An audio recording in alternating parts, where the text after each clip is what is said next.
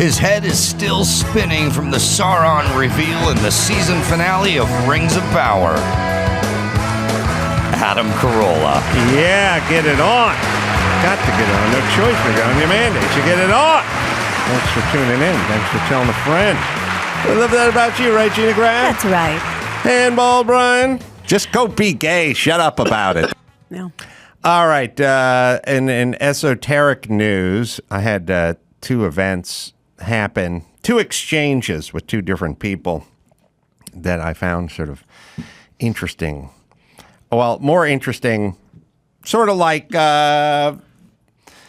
want to say to a lot of people, you're interpreting this thing. If this is what I'm asking, then I'm insane. It's the it's the Dr. Ruth. Look, I have sex with my girlfriend. We never use a condom or any kind of protection. She's not gotten pregnant. What's going on, Dr. Ruth? Well, do you pull out? Yeah, when I'm done. Do you think that's what she's saying? Do you think that's what she's saying? I live in there. That's a world a lot of people live in. You know what I mean? Like sometimes, you do that thing where you go, let's go to lunch. What time? I'll pick you up about, pick you up at 1 a.m. And they go, a.m.? A.m.? You 1 a.m.? Are you quite sure? What kind of lunch is this? I just, all right, misspoke, but you shouldn't be confused. But so at two events. One, hiking in Zion up to the Devil's Cradle or wherever it is. Just an endless uphill traversing. Literally at some point, almost. Here's how steep it gets at certain point. People that are coming down on certain points walk backwards. Oh, Smart. God. That's how you know your forward walk is going to be super painful when the people are having difficulty Shin splints. making it down without changing their direction. So you just keep walking. When inevitably you pass people coming down while you're going up, but you don't know where you're going. And then at some point when your quads are burning, you go. You'll say to someone, "Is it worth it?" Yeah. No. You say. I said to this woman who's coming down, I was like, "How much longer?" And she's like, "For what?" Yeah. And I'm like, until the earth explodes. what do you think we're talking about? Yeah, you're talking code to your CIA counterpart. It's 500 feet or you're almost there, or pack a it's lunch. Turn around if you turn don't around. But she wanted to know for what. And then when I was at the racetrack over the weekend, you get your driver's suit and your long johns, and you can't. Oh, well, I don't. I don't wear underwear or T-shirts or anything under my fireproof long Too much johns. info, bro. Yeah. It's just one more thing to get bunched up, and then you're just going to sweat through it. You're not going to have it. The layer anyway. Yeah, we're good. But so in this particular layout that they did at Laguna Seca, you didn't have your trailer and other things there. So I walked up to sort of the executive suites with the bathroom under it, and I said to the guy who was manning, the security guy's kind of manning the desk, he's not letting people up into the Mazda suites unless they have the right wristband. I said, is there a place for drivers to change? And he went, change? Like transition? Into a lizard person? I don't feel like there's a context. Yes. There's people walking around needing to get into their fire suit. Like, he didn't know what I was asking. Now, there wasn't a place for drivers to change there, but it still shouldn't have been confusing, mystifying to him. Any luck with the gloves this time? Oh, yeah. You've had the surgery since the last time. Should Yes, be better. I got my gloves on. Wake-up call. I got my gloves on just fine. The car ran pretty good. I didn't crash it.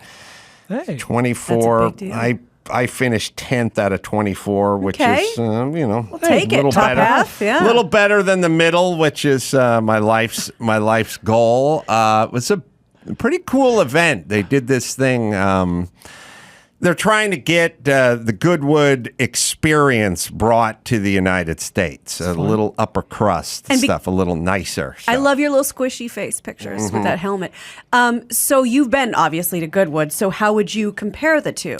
And were you the only one there who'd been to both? Oh, everyone, not everyone, many people have experienced the majesty of Goodwood who go to these places. But it was good. It was like, good wine, good food, good accommodations, drivers, nice guys, great guys, super sweet. But no fancy driveways to race up. No, this is a track, but and I'll show you. They covered it actually. It's on, I don't know, it's on YouTube or it's on YouTube. Something like that. I got the first 30 seconds of my race, but this is professional quality. Chris will show it to you. Now, remember, you head down the hill, and then the pace car pulls off. And you queue up to start. Where are you at? In the middle somewhere. Okay. I'm right there. Oh, there you are. I had Adam Carolla in here earlier. He's out there in the 510 Datsun, and so we're going to keep an eye on him. Oh, yes. He said he was mid-pack, so we'll keep an eye on how he gets on. Away we go then. Group 8, 1966 to 79, under 2 litre Trans Am, 2.5 challenge, SCCA, B and C sedan. Somebody got a little off already? Whoopsie daisy. He's off to the beach at Monterey. Not Adam. That's funny. That would be known as a slice at Pebble Beach. There you go. He didn't make it around the first turn. No, another guy got off the track. He's a too. fishtailing. A little bit of grass. Oh, he got right in between. But away we go. Into turn 3. The car's already spreading out. And it was amazing. You get such a smorgasbord from Datsun to BMW to Alfa Romeo, and yet they're all so equally matched and looking similar in size and displacement. There's a guy in a Ford Escort who's in second place who ended up going off the track and destroying his car at some point, and it was all rebuilt by Ford as well, which was kind of crazy. So it was a fun race. These guys are fun. They're kind of hairy, kind of fast guys. I think in many ways, the Japanese It's a beautiful setting. Yeah. I mean, it's so beautiful.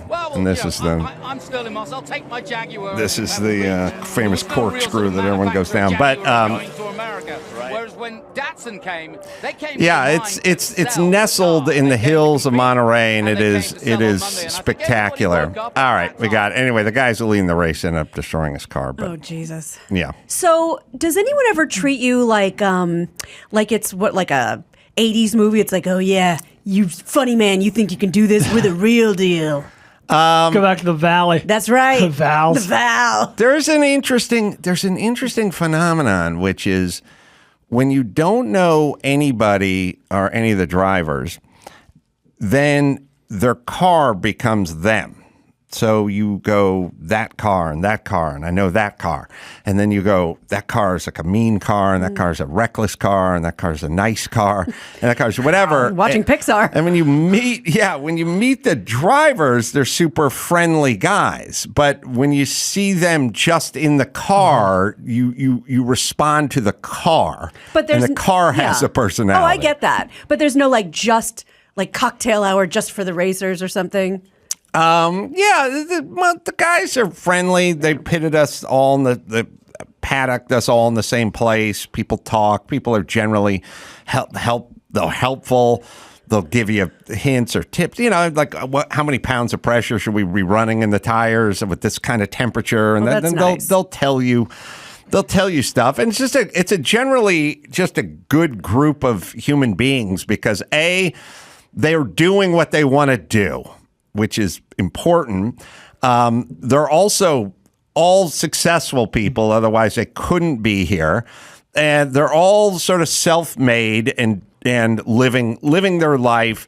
And then there's also just a real practical part of it, which is they pull their trailer up. They know how to back up trucks with trailers attached to them. Then they load in and then they lash everything down. Like they're very hands-on, very practical, very technical, mechanical, and things aren't a big deal to them. And it's the opposite of everything you hate, which is just folks sitting in a cubicle with retarded ideas talking about racism on this. or Let's whatever. come back and do it on the meeting. Yeah.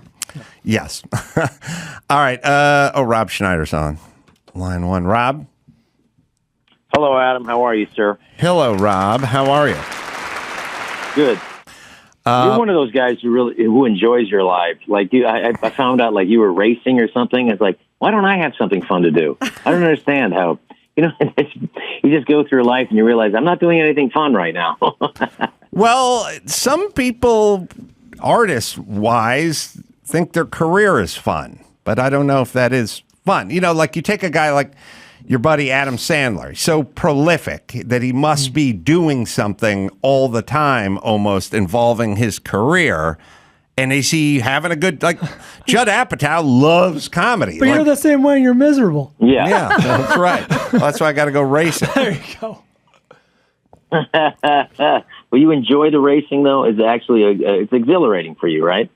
I will tell you that, and you guys can tell me, how many moments do you have where it's the middle of the day and you're perfectly lucid and there's nothing in your veins and you think about nothing except for what you're doing?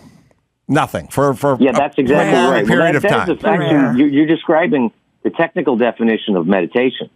Yes, it is. That's it's what it a is. very loud meditation where you just what goes through your head is like gear numbers and stuff. The ultimate being present, right? The ultimate. You're looking at a tachometer, you're looking at a gauge for temperature, and then you're saying what gear am I in and what am I going, and it's only what you're doing. Right. It's 100% what you're doing for that period of time with no other thoughts. Zero. Not micro or macro. And that is a source of medication. I mean, meditation. I will say, like, when you have new material or newish material and you're trying it and working it out on stage, it is really like electrifying, and it is exciting to, like, seeing how this bit works and seeing if you could take it further and stuff like that. That is actually thrilling. And for me also, like, when you first have like my new movie transition, is that you go see it with an audience and you really can find out if it works or not, because it's all in your head otherwise. You can do all the thinking and editing and mixing and everything, but until you see it with an audience that just gets the fresh eyeballs on it, that's the only way you know if it really works. So it's like, it's exciting that, and like, but with everything going on in the world, it's tough to get movies in movie theaters now. So we're so lucky we got the daddy-daughter trip out. Cinemark picked us up, so we're in Cinemark theaters, and we're in some places in Los Angeles. So it's the business is rough and coming out of the pandemic. It's thank you to Tom Cruise that there's actually a way to make money in movie theaters again. So. Yeah. Is John Cleese is in this, and Sandler's wife is in this as well? Yeah. Jackie Sandler plays my wife. My daughter Miranda also plays my daughter in Daddy-Daughter Trip. It's about a family that doesn't have any money, and the daughter is embarrassed that all her friends are going someplace fun for spring break, and they don't have the money, so she lies and says she's going to all these places. So the dad decides to take her to these places, even though they don't have any money. So, like, instead of taking her to a water park, he takes her to a car wash. One big reason I want to see this movie, not the only, but a big reason, is I need to find out the Bublé connection. Because their last name, is your character's last name pronounced Bublé?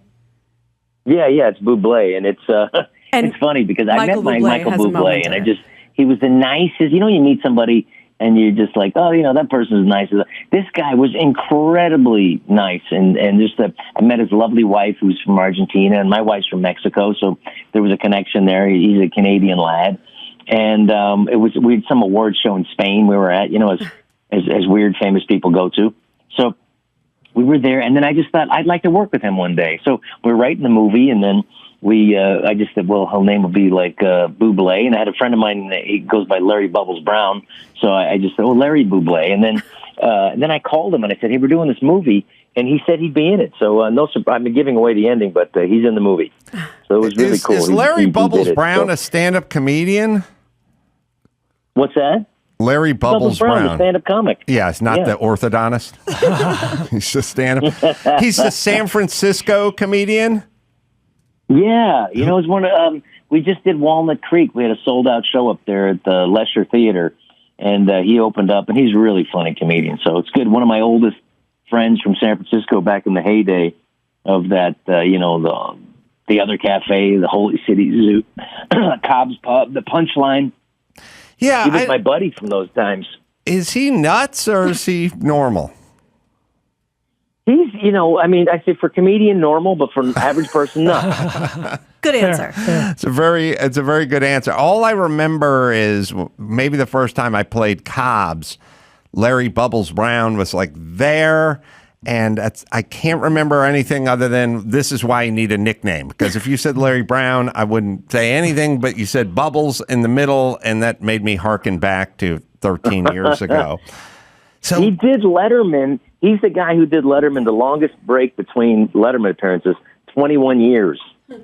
So that ought to let you know the guy didn't move to L.A. quick enough. 21 years between Letterman appearances.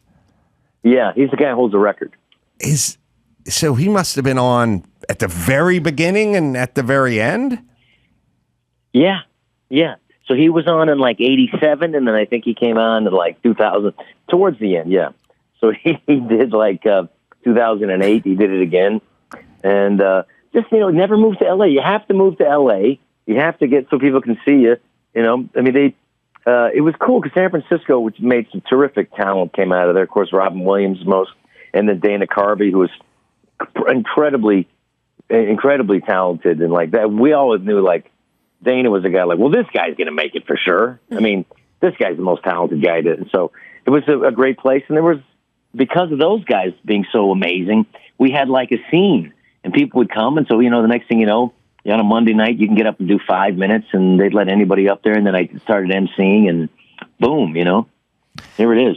It was the scene like there was a Boston scene, and that was like cutthroat and snarky, and everyone was high and angry and whatever.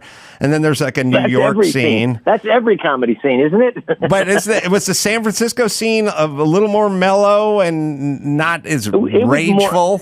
It was more mellow, but you have actors are like jealous enough, but like comedians is like jealousy on steroids. It's like anybody. If you make it, it's like what a sellout. This guy's paying for his family. What an a-hole this guy is. So it was that kind of thing. But Boston actually, I thought they were better than the San Francisco comedians as much as because they had a scene. If you were a comic from San Francisco, you can go like what I did, sleep on somebody's couch in Boston and make like $75 a night and do like they had like 15 different bars and places, a couple of legit clubs like the Comedy Connection. And then there was, what was the main one downtown that was like really tough? Like Steve Sweeney would work there. I don't know that scene very well. I just know they were all seemed very aggressive. Rob, was Dana Gould up there at that time or around that time? Yes, yeah. Dana Gould was one of those guys who's like, well, that guy's going to make it. That guy's going to be one of the guys that makes it. It wasn't Bobcat he made around it there? A successful writer, and he's done well, and is a really great guy, by the way, too.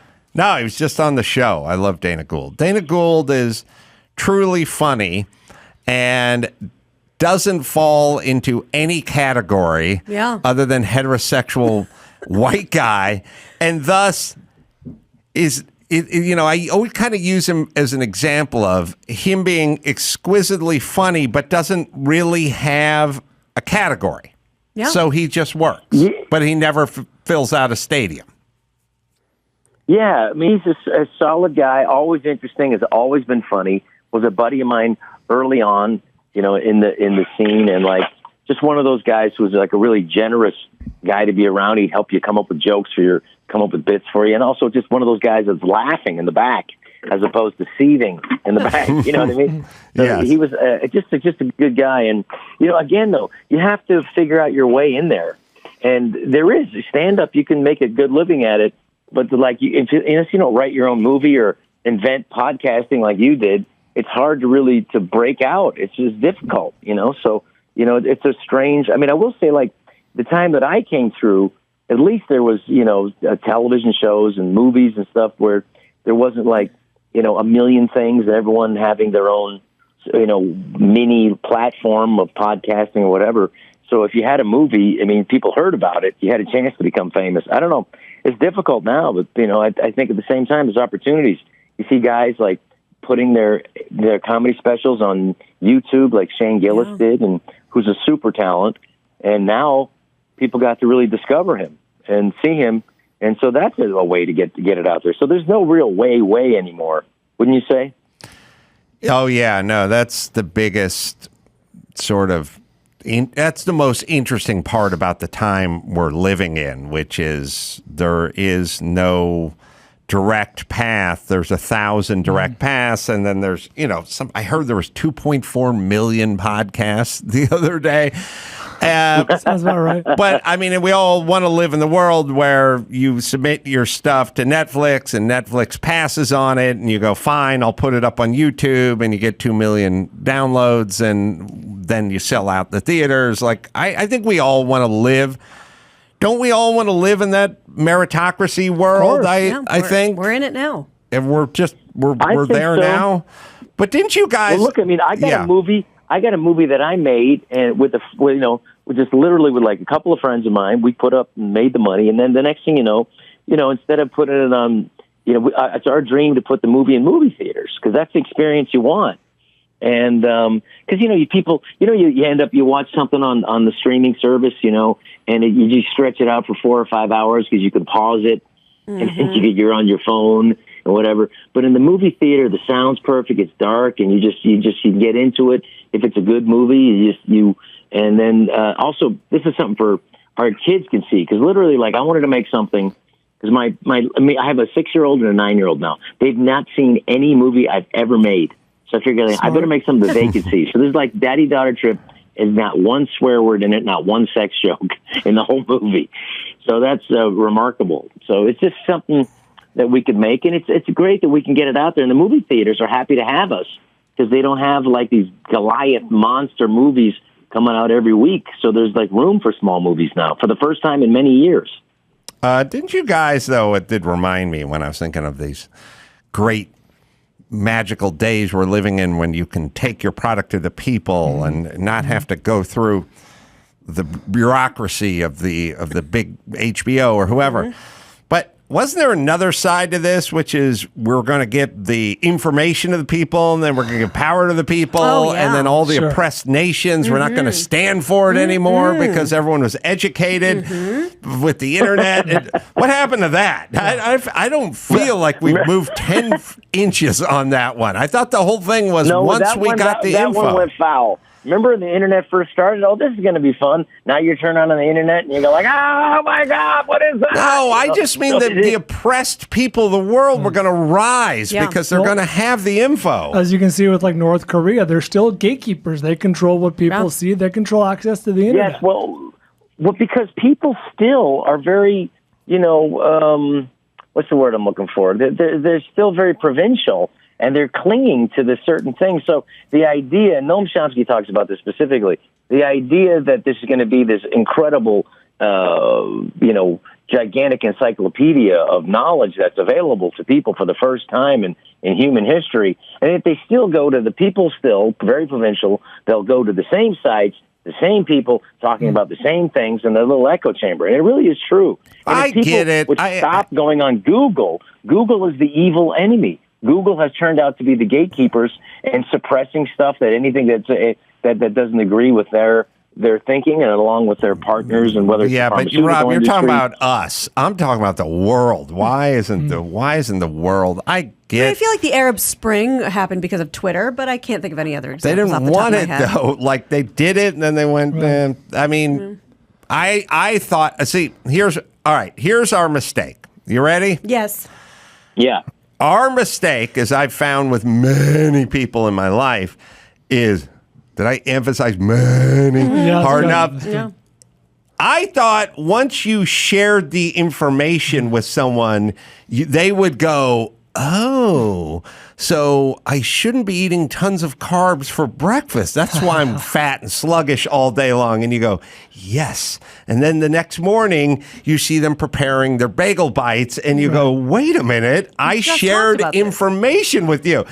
I was under we all thought, a misconception. We all thought that they just didn't have the information. Then once they got the information, it would surely be acted upon. Now look at anyone in your life. How's that work? It is. Not to mention a nation. I will tell you, because it doesn't matter the information, Adam. What it really is for people to move on it. Like, for instance, I'll give you a good example. Because, people are finally learning about the pharmaceutical industry and how they're they've just run ramshot over personal liberties and everything.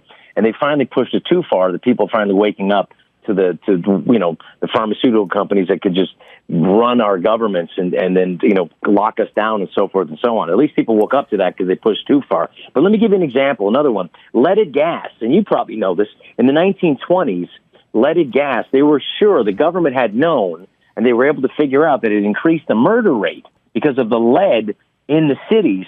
It increased and the murder rate substantially. Really? And they knew this. I never heard. They knew this. Wait a minute. Well, Who you got to knew look it? this up then. Yeah. Wait, on Murder whose rate. website? Why did the lead increase to the higher murder rate?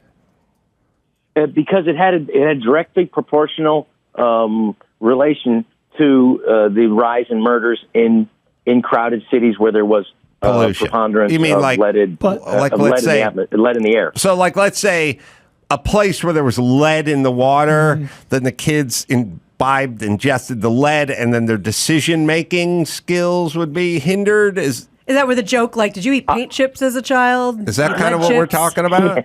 I think more so that you're really seeing like murders increasing. You have to look this up now. The 1920s, and they knew that it was happening, and they knew specifically about it, and they didn't stop it until 1980, until really leaded gas was kind of phased out. So it was really a 60-year gap between they knew this information before it was actually then how did- where the effective change from it. How so did that, it was really, really slow. How did that behoove them, though? Like, what was in it for the powers that be? Was it just too expensive to make Well, it any just other the way? fact that they didn't want to have to change the system that it was. You know, Oh, It's they like, didn't why want do to you have to change make. anything? They didn't want to have to make unleaded. Yeah, there's a couple Now- sites just here that say that lead poisoning in children can often lead to mood swings, decision making leads to criminal violence. Well, unleaded specifically came around when the catalytic converter was invented, because I can't run the leaded stuff through the catalytic converter. Although if you live in Los Angeles, you don't have to worry about that. You don't have a catalytic converter. Chris, your how catalytic about, like, converter's on a you're fine. back You talked about- order? can you Hold believe on, the Rob. Teslas Hold on. have the line of- Hold on. I'm sorry? Hold on 1 second. Chris got his catalytic converter stolen. Yep. Yeah, and it's on. There's a national back order. Wouldn't you know? Yeah. How long? I've been quoted months from various places, but I had a guy that says he can do it for less. I'm not asking questions. Because he's going to steal somebody else's. No. What if we just... You can't install stolen ones into yours. It has to be like a complete unit. What if we just continue the exhaust tube? You can. That my neighbor did. I mean, I don't know if I should out him, but he just had a tube placed in his, and he just says he won't pass smog, but he just got a smog test like a couple months ago. Yeah. So he's good for a couple years, but it'll work. Oh, it'll work. Are you Chris? Are you saying that a guy at the gas station won't take a quick 20 to give you a little pass on this?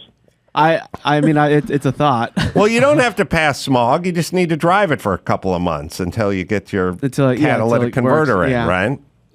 Yeah, exactly. It's just everyone's telling me it's months. They're stealing them at a much higher rate than they're making them.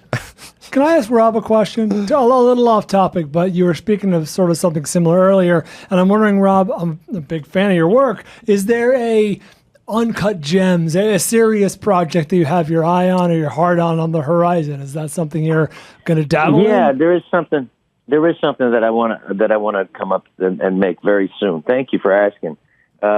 It's a really amazing story about a divorced woman who got obsessed with the Shroud of Turin, and her and this Benedictine monk basically proved that the Shroud of Turin, and they presented it to the scientists who debunked it, that it really was the burial cloth of Jesus, and they basically were able to all the things that the scientists thought were saying this is a middle-aged forgery was incorrect. So anyway, it's been trying to make that for many, many years, and we're getting pretty close now. So fingers crossed that gets made. I'd like to make it. Rob's going to be a half Not man, exactly a half comedy. monkey. Last question for you, Rob, before we go. I guess Bill Murray's been all up in the news lately. I can't figure out what he did other than he seemed you like can't even fart sideways if you're famous without I'll tell somebody you the listening news. to a I have podcast. everything. First of all, Jim Norton is one of the best guys out there. Just a solid, great guy. Anyway, but somebody on his staff or whatever, they just said, well, we'll just cut this and see if we can get any clicks. So the next thing you know, I'm having to answer these questions, and I was like, I was on a podcast. I was just telling the story. Tell TJ Miller. What was the story? I don't know what the story was. That Bill was rude to SNL cast members? Or you don't have to relive it, but at least for people who don't know. But it was just something where, I don't know what he was going through that week, but I get it. And I had mentioned this. I will tell you this. Like, I think maybe one of the reasons the Chris Farley was the connections, because Chris Farley was very much enamored with John Belushi, and of course, Bill Murray had seen where that had led. So I'm sure that was was there too. It's one thing, to be have somebody, but to reenact some of the downsides of what led to his early demise is not cool. Is Bill Murray mean, or is he just eccentric, or Mercurial? What is he? Well, he's nice to when he shows up at your bat mitzvah in Salon B at the Marriott. Right. But then what are the allegations? I have everything. He was for a you. meanie? He was, they're all the stories are very, now that you mention it, I have a story, but the one that... Well, unfortunately, Gina will tell you, I opened up the floodgates. I was just telling a funny story. Because I thought it was kind of funny. Yeah. The only reason I brought it up was because he hated me least. So I thought that was my point of the story. I was like, hey, he doesn't hate me as much as these guys, So that was my joke, stupidity. I didn't realize it was going to be a news story, But you get tired. You're doing all these podcasts and promoting your movie, and the next thing you know, you're having to answer this stuff, and it's all over. Schneider versus Murray. Day, Yeah, can I tell you how many times somebody, usually a woman, has regaled me with some story of, I met you 5 years ago at the so-and-so theater. I came up to you in the parking lot. I wanted an autograph. You looked me up and down and then said, get out, and turned and walked into the thing. It's like, I never did that. That never happened. You felt that way. You feel, that's how you felt. Like, if you ever... hear the story. I'll tell you. Yeah. He went on some good, you can tell what we're talking about? Yeah. Find a daughter that has a long existing rift with dad. Oh. Then ask the daughter, so, did you go out to lunch with dad? I wanted to go out to lunch with him, but he told me to fuck off. And then you'll talk to the dad, and the dad go, did you go out to lunch? And I'll go, no, she canceled. Or there's what you're feeling versus what actually happened. I'm sure Bill did more than that, but I'm saying we are living in a world where who knows? You don't know what anyone. Well, yes. What you're talking about now is the whole. We're living in the age of emotion. Yes. We had the age of enlightenment. Yes. We had but this one is the age of emotion. And just because you feel strongly about something doesn't make it a reality. It just means you feel strongly about something. You need to separate that. Oh God, do we? These kids. I was just up in North Dakota, in Fargo, doing some shows up there. And you would think that's very conservative up there.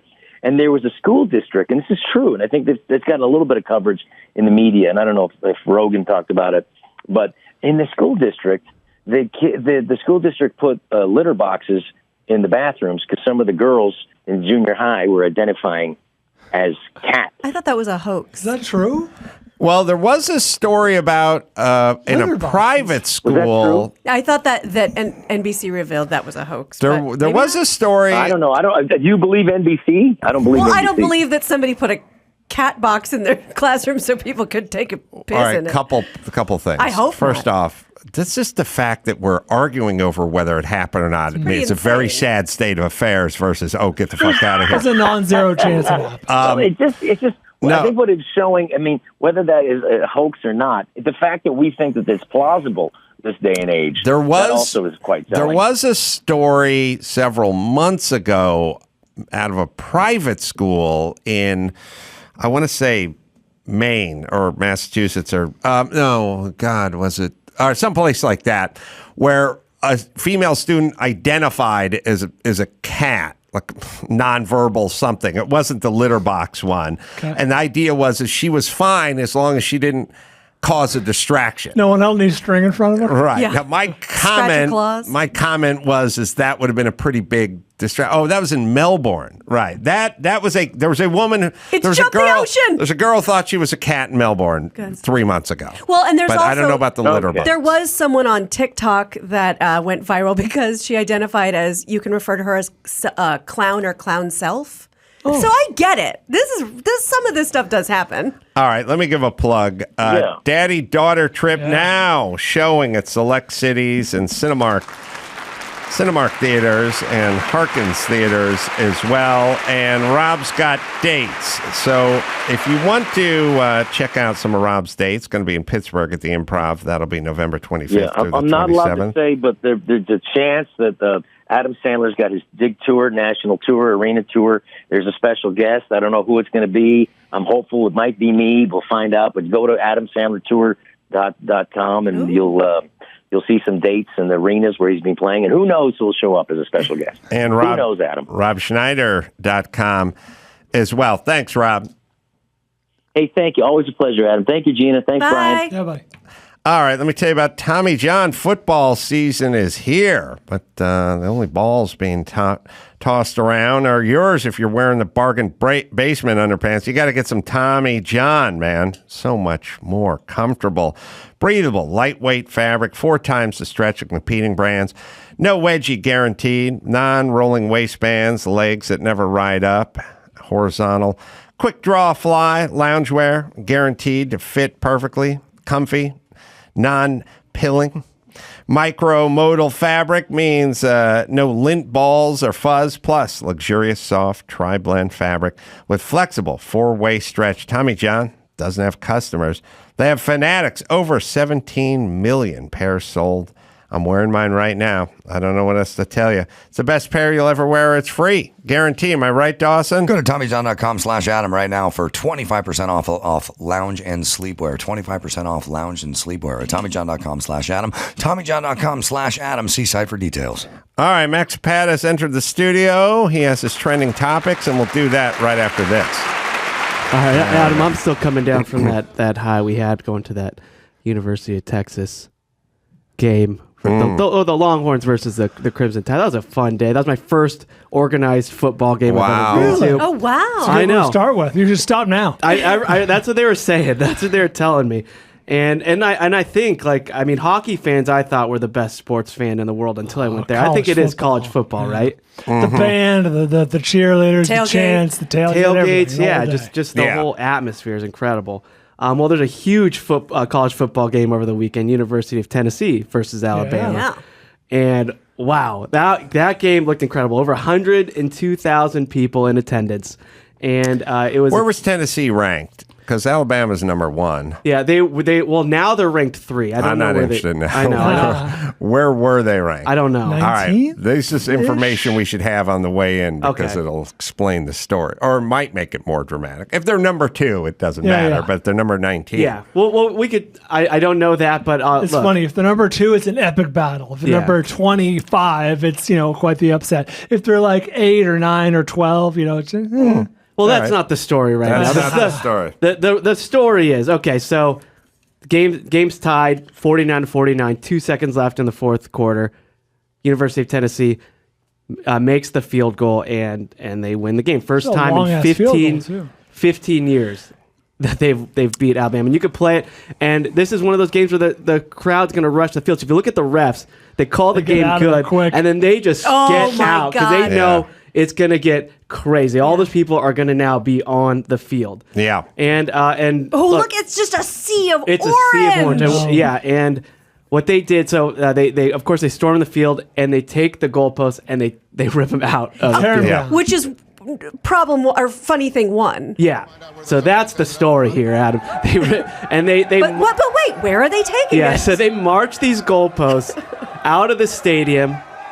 And they're all going nuts. And I mean, I don't know what you do in a situation like that. You just have to let it happen when there's this many people. Hold on, I'm seeing they're ranked 3rd, but no, they're ranked 3rd now. Yeah, understood. This is why I shouldn't talk. Yeah, but okay, I agree. All right, but it's good to have this info going in too. Yeah. Okay, so they're marching it out. These college kids are going nuts. The fans are going nuts, and they're walking these goalposts to the nearby river.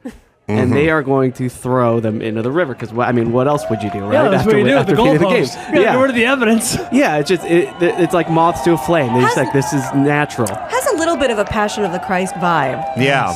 It does, yeah.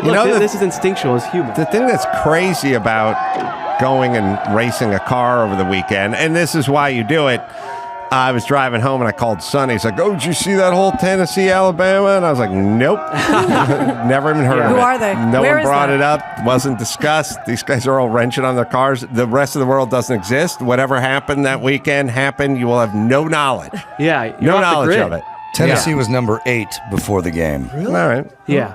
Because There you go. I heard that it's sort of not that uncommon to maybe topple the goalpost, but to take it from the stadium That's pretty and rare. throw Well, it yeah. in the What else river can we is do? insane. Well, when they replace it, they need to raise it a little higher on It the is a updates. perfect As long as we opportunity. got it down, this is one of those times where you have to go, like when the guy gives you the brake inspection, he goes, "Well, as long as we're changing the pads, we Yeah. should turn the rotors too, as long as we got it apart." Yeah. This is as long as you're getting new While you're in goalposts, there. get the extra tall. Well, they do need to replace them anyway. Yeah. And so what the University of Tennessee has done is they started a GoFundMe. Because, look, first they were already fined $100,000 for having all those people storm the field. So Who fined them? The It's their home Southeastern field. Conference hit the Boo. university with a fine for violating Come on. their, quote, access to competition area policy. And this is their second fine. The next one will be $250. So it's already going up. And so the University of Tennessee, they tweeted out like, "Hey, y'all remember how we tore the goalposts down, hauled them out of Nayland, and dumped them in the Tennessee River? Yeah, that was awesome. Anyhow, turns out that in order to play next week's game, we need goalposts on our field. Could y'all help us out?" And they have a GoFundMe account. They're asking for $150. They're almost at about $100 right now. This is very sad. Yeah, that's what everyone's saying. It's like you are you pay your coaches $5 million a Thank year. you. You Didn't we just talk about The how football program generates That's millions and yeah, millions. that's exactly you have a right. $1.34 billion endowment. Yep. And $150 million in annual athletic revenue. And weren't the goalposts themselves like $1,000? They're like around $1,000. Yeah. So they're asking for $150. That does seem wildly overpriced for the goalpost. Seems gauche. Yeah. I think it's more the installing than the actual goalpost The labor. product. That's It's labor. labor. I'll Yeah. get you a goal host. Yeah, paint's cheap, but Those aren't back-ordered. Rolling it on is expensive. Also, the question I always have when someone gets fined, who gets the money? Where's the money go that you pony They out? always have some mysterious fund I where always it wondered that goes, too. and then that's going to help everybody, but no one ever talks about who got shit from the fine. Yeah. But also, if they're going $250 for the next fine, they're going to have to treat it like a NASCAR stadium. Hockey. They're going to have to put fencing Yeah. up because people are not going to abide. Yeah. Why don't they play the next game with no goalpost just to see how it goes? Like you have to go Balls. for 2. Yeah. You have fourth and whatever, fourth and Go for forever it. on the 28-yard line. You're going for it, and everything's go for 2. Yeah, just how like some baseball stadiums have shorter home run Sure. distances. Yeah. Yeah, some fields Ground just rules. don't have goalposts. I'd watch one of those goalpostless games. sure. Too. Yeah. Now that I think about it. What do the analytics say? Go for it. Oh, yeah, special teams are just to be sitting down the entire game. All right. Well, speaking of football, also Pittsburgh versus Buccaneers. They upset the Buccaneers 20-18. But head coach Todd Bowles, or Bowles, yeah, he shut down reporters on Thursday during the presser when he was asked a question about Mike Tomlin. I saw Adam tweet about this too, but let's watch the video. You and Mike Tomlin are two of the few black head coaches in the league. I wonder what your relationship is like with them and your thoughts on Steve Wilkes joining that fold. I have a very good relationship with Tomlin. We don't look at what color we are when we coach against each other. We just know each other. I have a lot of very good white friends that coach in this league as well, and I don't think it's a big deal as far as us coaching against each other. I think it's normal. Wilkes got an opportunity to do a good job. Hopefully he does it. And we coach ball. We don't look at color. But you also understand that. All right, hold on. He answered the question. You're coaching against But you have to another understand. black person. Like, first off, the NFL's littered with black people. I mean, and it's time we clean it up. All right. Jeez. You're in the NFL. Everyone is half 70% of each roster is black. There's just a lot of diversity in there now. All right, but you're going against the other black coach. Fine. Question. What about it? It's a dumb question, but what about it? He's like, I have white friends. He's a friend. I have black. We coach. We're just here to play ball. Yeah. You know, it's hard not to put yourself in that position. Like, what would I say? Or how would I feel? If I were in that coach's position, I wouldn't be able to help it. I would be really embarrassed. Like, I would feel kind of shamed. Like, wait. Let's watch the two black coaches. Wait, what are we talking about? Such a novelty. Yeah, two black coaches. I would feel kind of embarrassed that someone asked me that. It's racist to keep beating the drum of, and then how does he feel? Then how do you feel? It's like, we're just coaches. You're trying to fucking win the game. That's about all. Yeah, it's the opposite of everything. Your biggest concern is the guy on the other sideline's black? All right, let's roll it back 10 seconds, and now listen to this bitch. Press it. Who is this dumb bitch? You guys think, well, why am I calling this? You won't let this shit go. You just keep perpetuating it. The follow-up. But it'll stop eventually. Coaching against each other, I think it's normal. Wilkes got an opportunity to do a good job. Hopefully he does it. And we coach ball. We don't look at color. But you also understand that representation matters too, right? And that when young aspiring coaches or even football players, He's so over guys, this. It rubs his they see someone brow. that looks like them, maybe grew up like them, that has to mean something.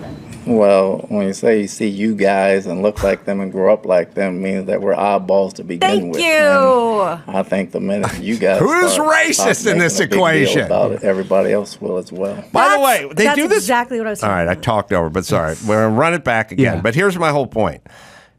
She's saying this thing where it's like, yeah, but someone who looks like you. That's racist, you bitch. Like, looks like me. I'm telling you, the best part about being white is Orny Adams is whiter than shit. He's in the next room. I don't give two fucks about him. But Adam, he's black and the other guy's Yeah, black. but so you guys know. And then they do this one. They go, well, you grow up the same way. You do? Whoa. Why do you grow up the same way? Would it be any less You guys must know each outrageous other. or racist if you're like, you guys have a special language, right? That you talk only Right. you two can understand? And the extra bone that gives you that 4.3 speed. Like, but you grow up the same way. What they're saying is you have grown up in the same neighborhood, but you're both black. So, and you grew up in the United States. So you became, you experienced must have a kinship. all the oppression that you're head coach. I don't know how much of that you experienced. The guy looks like he's 45 and head coach. We might as well be watching this on Kinescope. This feels very like a 1962 press conference. She's not going to, but you have to understand. I mean, you have to inspiring people. But his answer is perfect. What do you mean, you guys, those people? People that look like you. Yeah, is he able to rip the mic out of there and drop it? Because that was a great All right, answer. play the second half again. I'll be quiet. You see you guys and look like them and grow up like them means that No, we're play the oddballs. second half. Sorry, I mean I got to hear When her. she tees her Got to up. hear her queuing up.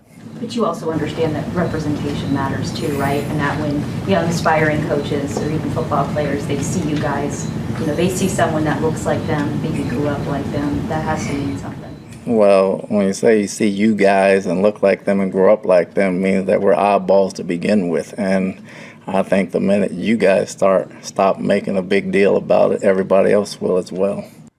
Wow. Well put. Boom. Between him and Morgan Freeman talking about Black History Month. Oh God, I found somebody tweeted me that. God, you got to find that Morgan Freeman tweet again. It's so goddamn good. And that Makes it thing's more 20, safer. 25 years old Yeah. probably now. But I mean, it's just let it go. Or do something, but shut up while you're doing it. Or you guys. Like Tom Brady can't listen to the coach because he doesn't look like him or he didn't grow up in the Bay Well, Area. they're playing the Steelers. Hey, Tom, you and Kenny Pickett, you're both white guys. Do you think got a about, lot to talk about, right? Yeah, the guy over there. Kids looking up to you, may have grown up looking like So you. weird and racist. A black reporter should do that. Yeah, that'd be The next good, one, just to actually. troll the next presser. All right, well, for the next story, let's go back to Texas here. And did you guys ever have to grow up in school? Did you have to sell candy bars? Did you ever do those programs? We had Remember to those? sell summer sausage Oh, Yeah. and cheese and all. Yeah, Tessa's selling charcuterie. raffle tickets right now. yeah. And she's Yeah. good. She's enterprising, going in the neighborhood, knocking on doors. Oh, I Really? Yeah. hate it. I fucking hated I hate doing it too, this. and I'm proud of her. I'm like, Yeah. go. What kind of prizes are we talking about? What's out these days? Whoever sells the most gets a trip to Disneyland. I'm sure some dad's going to take it to work, his law firm, and fucking make everyone buy some. So. Ours was like, I think, a backpack with the name of the company's name embroidered on it. We had the East Valley Trojans had that box of candy bar, that sort of weird with thick the white wrapper pyramid. Yeah, white wrapper. The Turkish taffy. It had a nut. I think it had an almond in there or something, but they're not good, right? Kind of knockoff-ish. Yeah. It would have been good. It was good for me, but I couldn't sell. I couldn't sell anything. No, so, same. and the East Valley Trojans had that for a while, and I always fucked it up. Because, like I said, they give you a miniature manila envelope, the weird little dollar envelope, and the candy bars were $1 a piece, and there were 12, and I would always come back with 3 candy bars and $3, and somebody needed to make up the gap because I would eat them because I was so starving at my house. I couldn't have that box in my room and it would That's speak cruel. to me. That's not like fair. Little Shop of Horrors, like Adam, come here. I'd be laying in my... I'd be sweating in my bed, laying on top of the sheet, going, "Oh God, I want something." And I would eat them with some sort of plan, like, I got 2 weeks before we need to turn them back in. I'll wash a couple of cars or something. It would never work. Whatever's in the envelope was not represented in the box. A little chocolate on your mouth coming back to school. Yeah. It never worked. Yeah. Of course, my family never stepped in and made bridged the gap or made me whole, and that was it. Little League, a Schwinn bike was given away to whoever sold the most, whatever. Bikes were the hot ticket for me. I wasn't even in that running. I was like, no way. Yeah, sorry. Well, we have the Morgan Freeman let's clip, watch this real quick. I don't know, what year is this from? It's 20 years old, Early right? 90s, maybe? Early 90s? Black History Month you find ridiculous. Why? You're going to relegate my history to a month? Oh, come on. What do you do with yours? Which month is White History Month? Well, come on, tell me. Well, I'm Jewish. Okay, which month is Jewish History Month? There isn't one. Oh, why not? Yeah. Do you want one? No. I don't either. I don't want a Black History Month. Black history is American history. How are we going to get rid of racism until... Stop talking about it. How are we going to get rid of... I'm going to stop calling you a white man. Yeah. And I'm going to ask you to stop calling me a black man. Well, how are we going to get rid of racism? If you don't have a month? Right. That's the scary part. That's the soft bigotry of the low expectations. The Mike Wallace. the fucking white news lady and the pressers literally wants to know how these people that grew up the same way, they look the same. Like why people won't listen to you unless they look like you, or they won't be inspired to do what you're doing unless they look like you. And then how are you going to get rid of racism if we don't carve out a month for you people? And then corporate America can put their stupid signs up or their little logos or whatever and not give a fuck. That was 05, I should say. So it's been, wow. Well, 17 years. No. Yeah. All right, sorry. Anyway, good answer, Morgan. Great answer. So these two kids are walking up to the Hooters with their candy. They're trying to sell people at the restaurant, and they were turned away. So what happened was these kids go back to the car where like 3 older guys, or maybe a few more, like come out back to the Hooters, and they start a brawl because they're upset that these kids were turned away. Just play it on background. It's crazy. Oh, dear. So they are now just beating on the staff and the patrons in Hooters. Where are their shirts? Yeah, they're shirtless. I mean, it's Texas. No It's shirt, no just right shirt. outside of Dallas. Who's doing It's the hot. beating? It's, The kids? It's the kids and the guys in their car, like who brought them there. Who so said, like, they "Go were sell like, hey, this we were candy." turned away, so they turned back and brought a few more guys with them, and they are really upset. So this video went viral. The manager ended up with a broken arm. A waitress got cuts on her face. It's good lesson for the young kids. Jesus. Yeah. Oh, That's true. it's over a fucking it's chocolate over bar. a chocolate bar. Yeah, watch this guy now. This is crazy. God, he's holding one. No! Yeah. It's going to break the window Yeah, it with took the like a- stanchion. Yeah. people are way too free and footloose with their fists these days. A lot of brawls everywhere. You can't go quick sports to game act. now. Yeah. It's weird. It's weird how weirdly aggressive, physical everyone has gotten. But what it is the 8-year-old, this is his conflict resolution now. This is how he resolved. And the young kid goes, what happens if there's a problem? You got to take your shirt off and let the fist fly.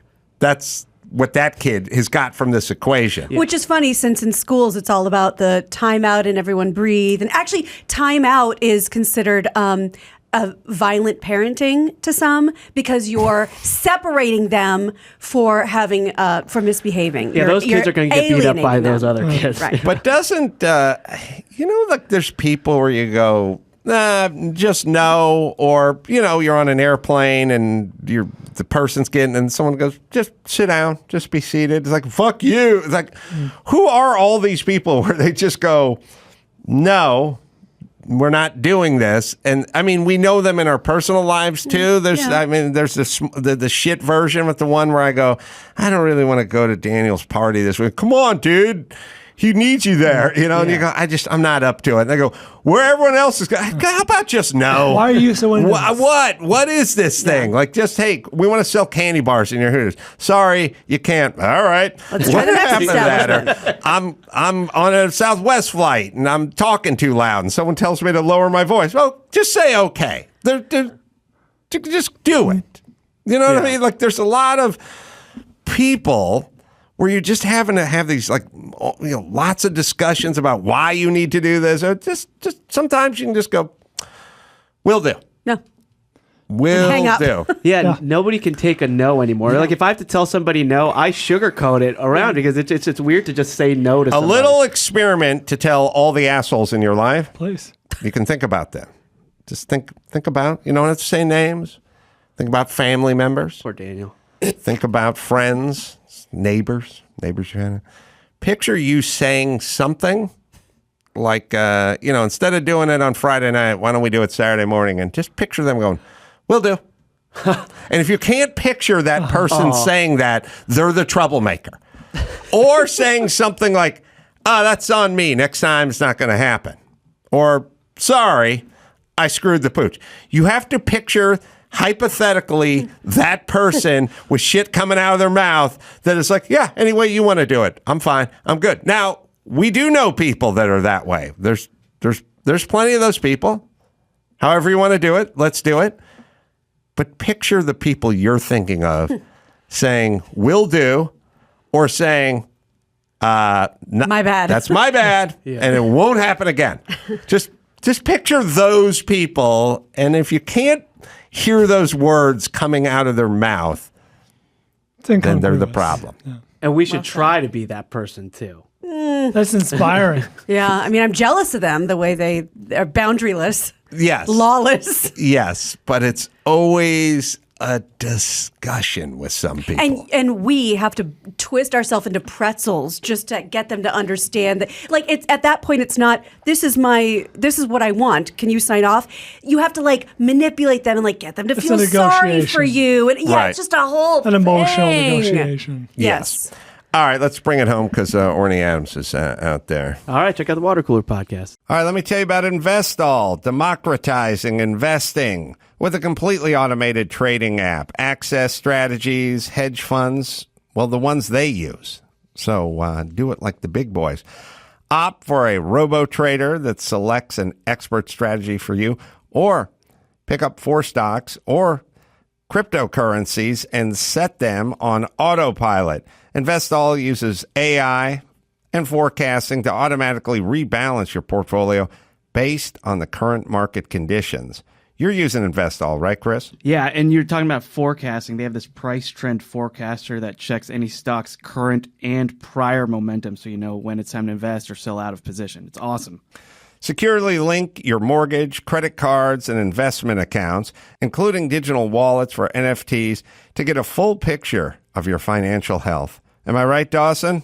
Download Investall on any device, including your smartphone, tablet, laptop, or desktop now. Use promo code ADAM to receive $20 free when you deposit the minimum of $100 to start investing. All right, comedian Orny Adams is coming in here. Very funny and much to talk about. And we'll talk to Orny right after this.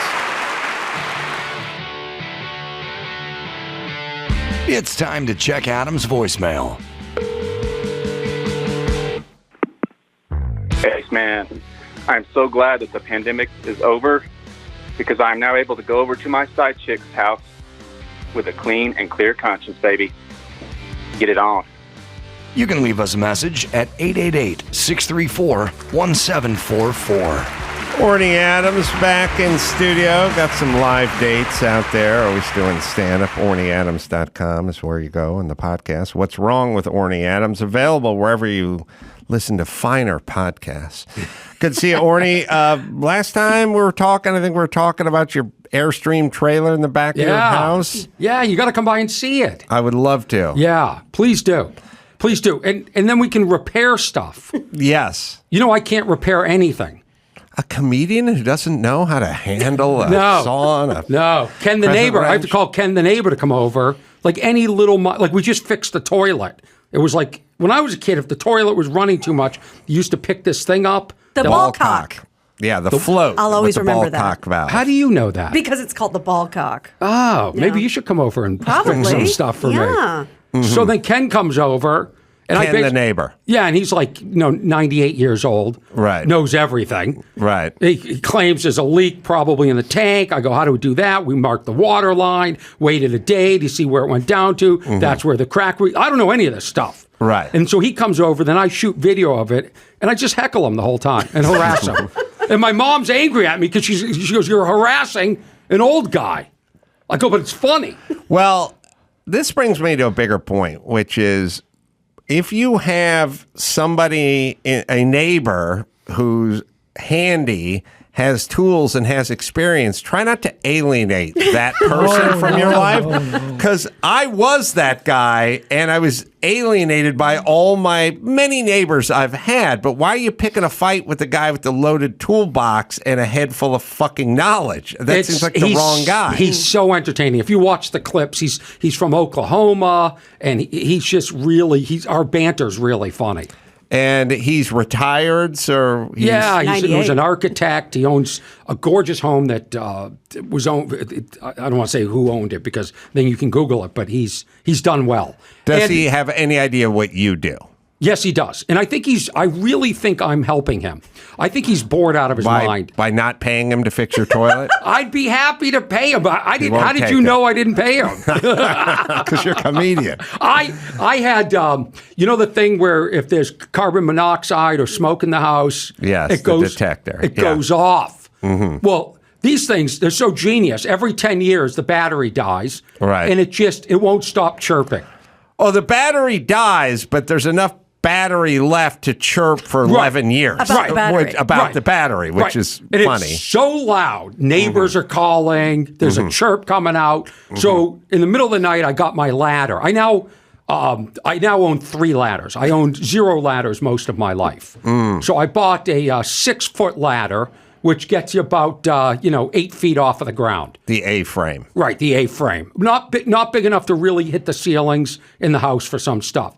So then I buy an 8-foot ladder where it's A-frame and it this is like twice as wide. So it's hard to hit the stuff on the stairs that I want to get. The lighting fixture up there. Mm-hmm. So then I buy this telescopic thing that can hit the roof. Right. Okay, I bought all these in a 2-week period. Wow. Now, why am I telling you this? Spread that out over a lifetime. That's right. Thousands of ladders. That's right. Literally. No, I bought 3. 3, okay? How many did you get? 3. Of the ladders? 3 ladders in 2 you got weeks. The 6-foot A-frame. Yeah. Is it aluminum or Yes, is of it course. fiberglass? It's fiberglass. Whatever the more expensive, I go for the best. I don't mess around. If I'm going to put Ken on my ladder, I'm going to get him the best. Oh, you put the 98-year-old up the ladder? I'm not going on not the telescopic to the roof. Oh, no, that's Ken. Ken's Yeah. up there cleaning the solar panels. So much less to lose. But here's the moral of the story. Why? I never bought a ladder in my life. You'd think American Express would call and be a little bit concerned. Yeah. Like, hey. This doesn't match your spending habits. Right. Yeah. Is everything okay? Well, yeah, like what happened to me the time I bought the wrist corsage. Phone started blowing up. They want to know what was going on. I got a call once, like 6 in the morning. You think they were so anxious to resolve this, they couldn't wait till 10 a.m. Yeah. to a reasonable time. I pick it up. It's the fraud department. And they said, did you open a credit card last night at JCPenney? I said, hold on a second. I said, let me put on my Chanel robe and let's discuss this. I don't shop at JCPenney. And if I did, I'd use cash. I don't need to You collect want a paper trail. I don't need the JC points. I get it. I'm not racking that up. My mom will take Does those off your hands. JCPenney's even exist In the anymore? Midwest, it sure as shit does. Still going? Yeah. You know what they call it? You know what the ladies call it? Jacques Panay. We had a JCPenney's in North Hollywood that we used to go, like, Sears was a bridge too far financially for my family. Wow.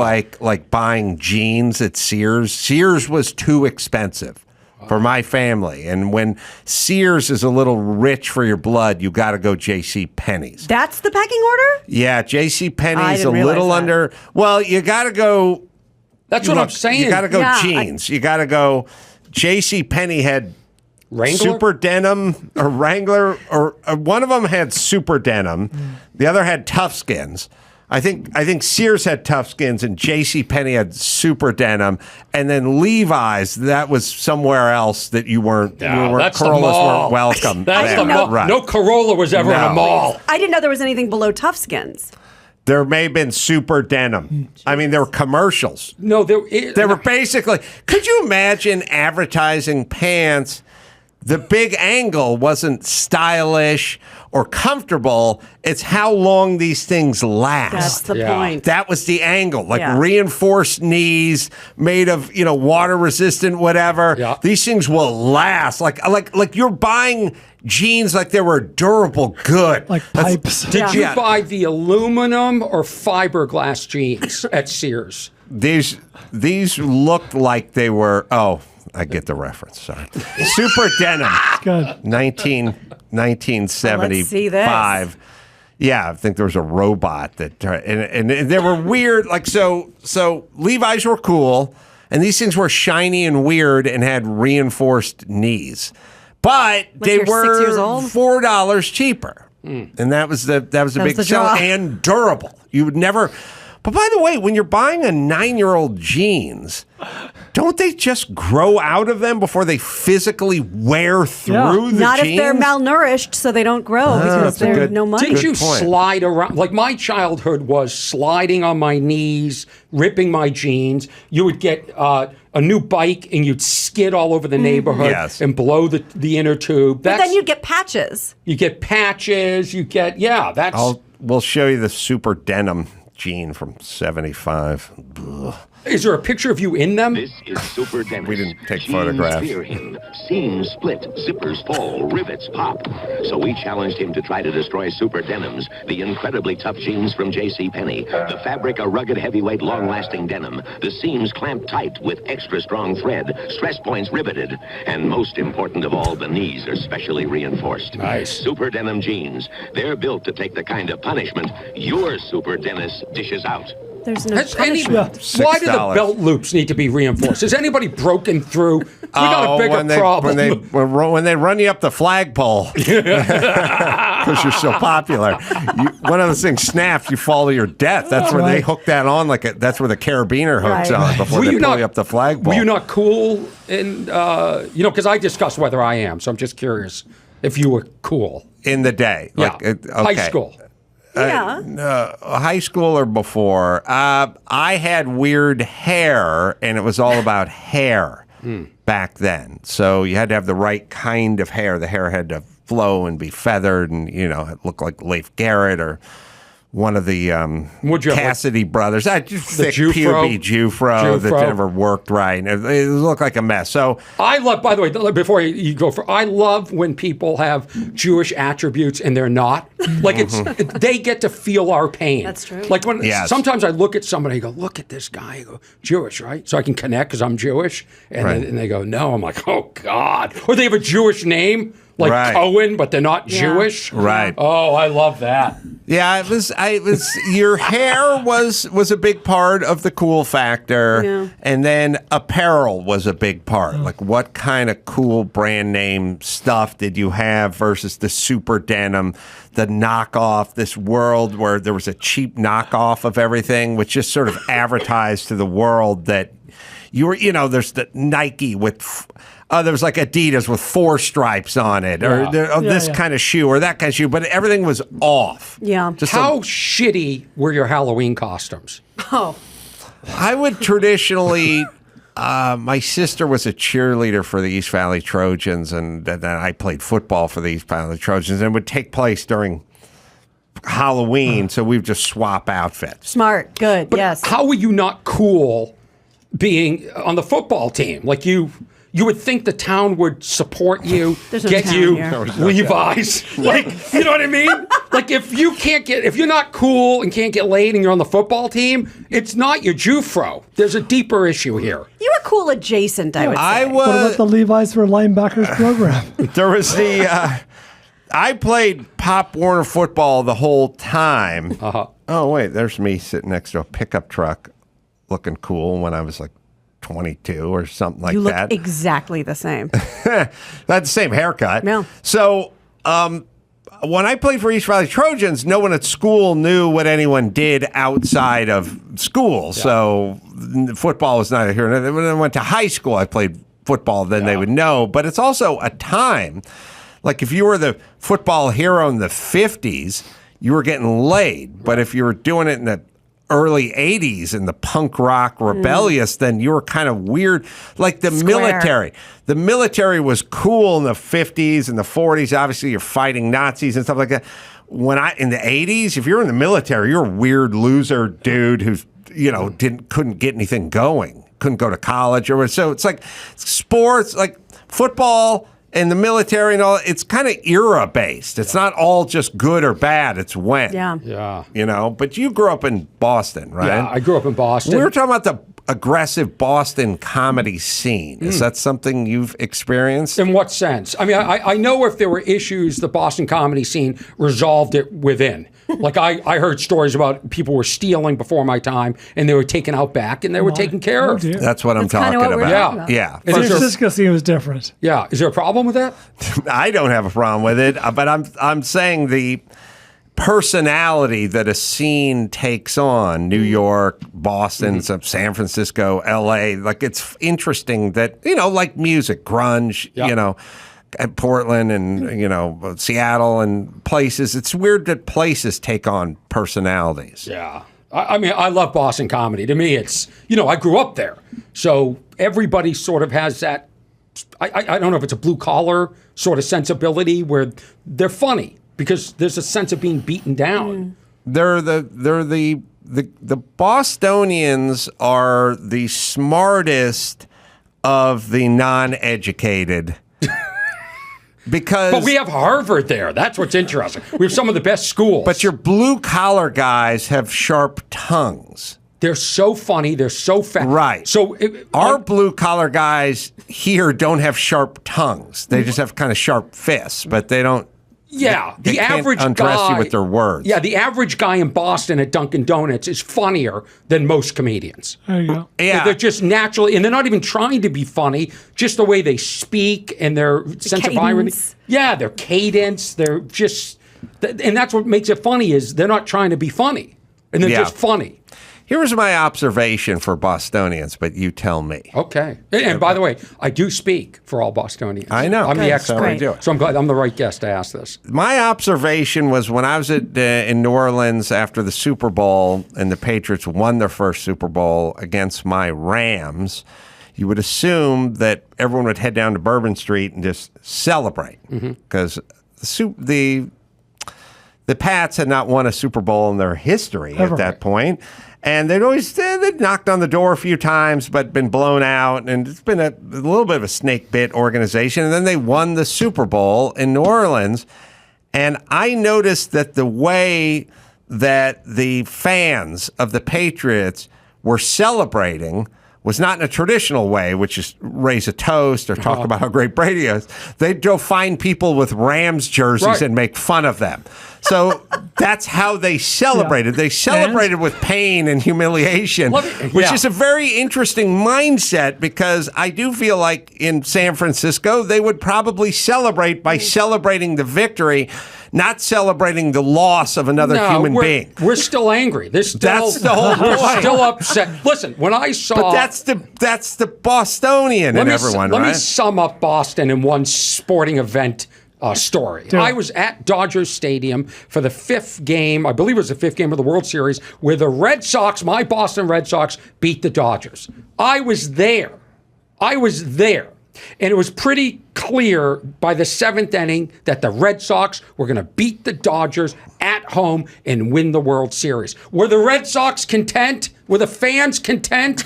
No. All the Red Sox fans in the 7th inning stretch stood up simultaneously. This wasn't organized. There was a flash mob. There was a flash mob spot. Left field, right field, center field, behind the home plate. Everybody started chanting, "Yankees suck. Yankees suck." Right. We're not even playing the Yankees. We're still angry at the Yankees. Good. Not only that, we don't care that we just beat the Dodgers in the World Series at home. We're over it. Back to the goddamn Yankees. That's them. That's our locker up.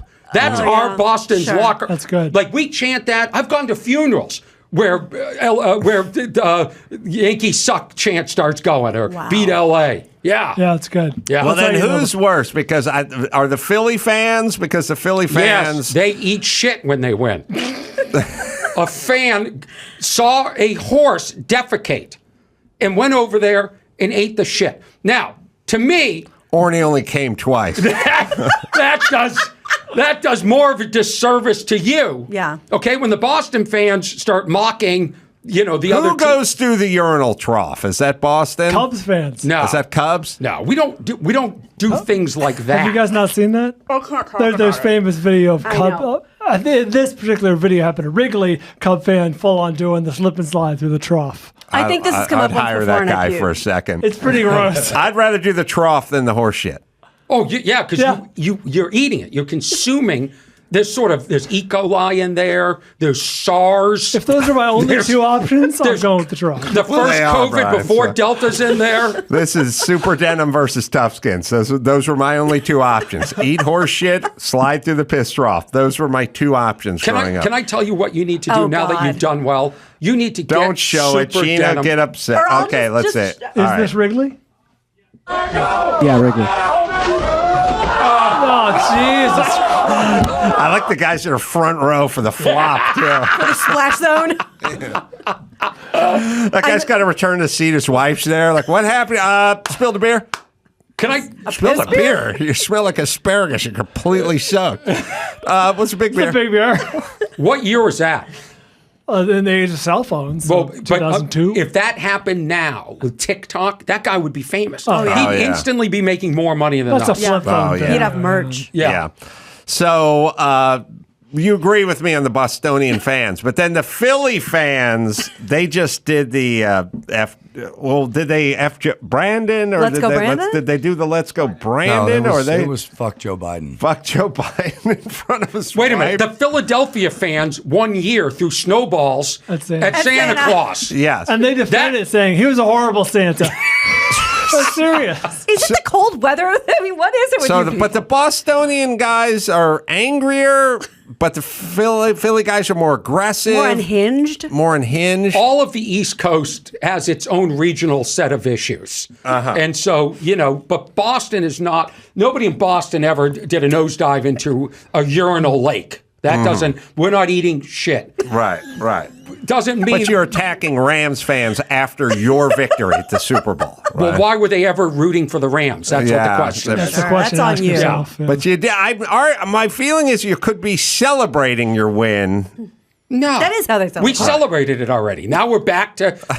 How long do you need to celebrate for? A minute? We barely got out of the stadium. That's fine. We're going to go back to Boston and have a parade. So what are we going to do in between? You're right. Yeah. Now, can we all agree with this with Philadelphia? I'm sure you have a lot of listeners there. It's time with every event or every sporting event. They did it last night at their football game, the Eagles. That's right. Stop playing the theme to Rocky. It's over. It's played out. Yeah. It does feel like a tangential, thread to hang on. Rocky happened to be set in your city. You know what I mean? I mean, for a while, it was their only And by victory. the way, was that really a love letter to Philadelphia? Just running through bums who are in front of trash cans or on fire and garbage everywhere. That was the bleakest existence ever, right? It was dismal. That was no. That was not a love letter. There was no love letter. That No. wasn't. The tourism board didn't okay that. I don't think so. Yeah, the mob's in control. There's homeless everywhere. It was as The bleak abusive as you brother. could get. Remember Talia Shire's brother was abusive and an alcoholic. He became cuddly by movie 4. That's but right, like with in the movie 1, robot. he was a full-on dick. That's right. Yeah. The robot. Remember the robot when he gets famous and rich? And Oh, the super denim robot? That's right. That's exactly Happy right. birthday, Polly. We have the vid of Jill Biden. This isn't even Joe Biden. This is just Jill Biden. Wow. I don't know if this is halftime or before This the is game. before the coin toss. She was the Eagles' honorary captain. Boy. They're singing "Fly Eagles Fly," I think.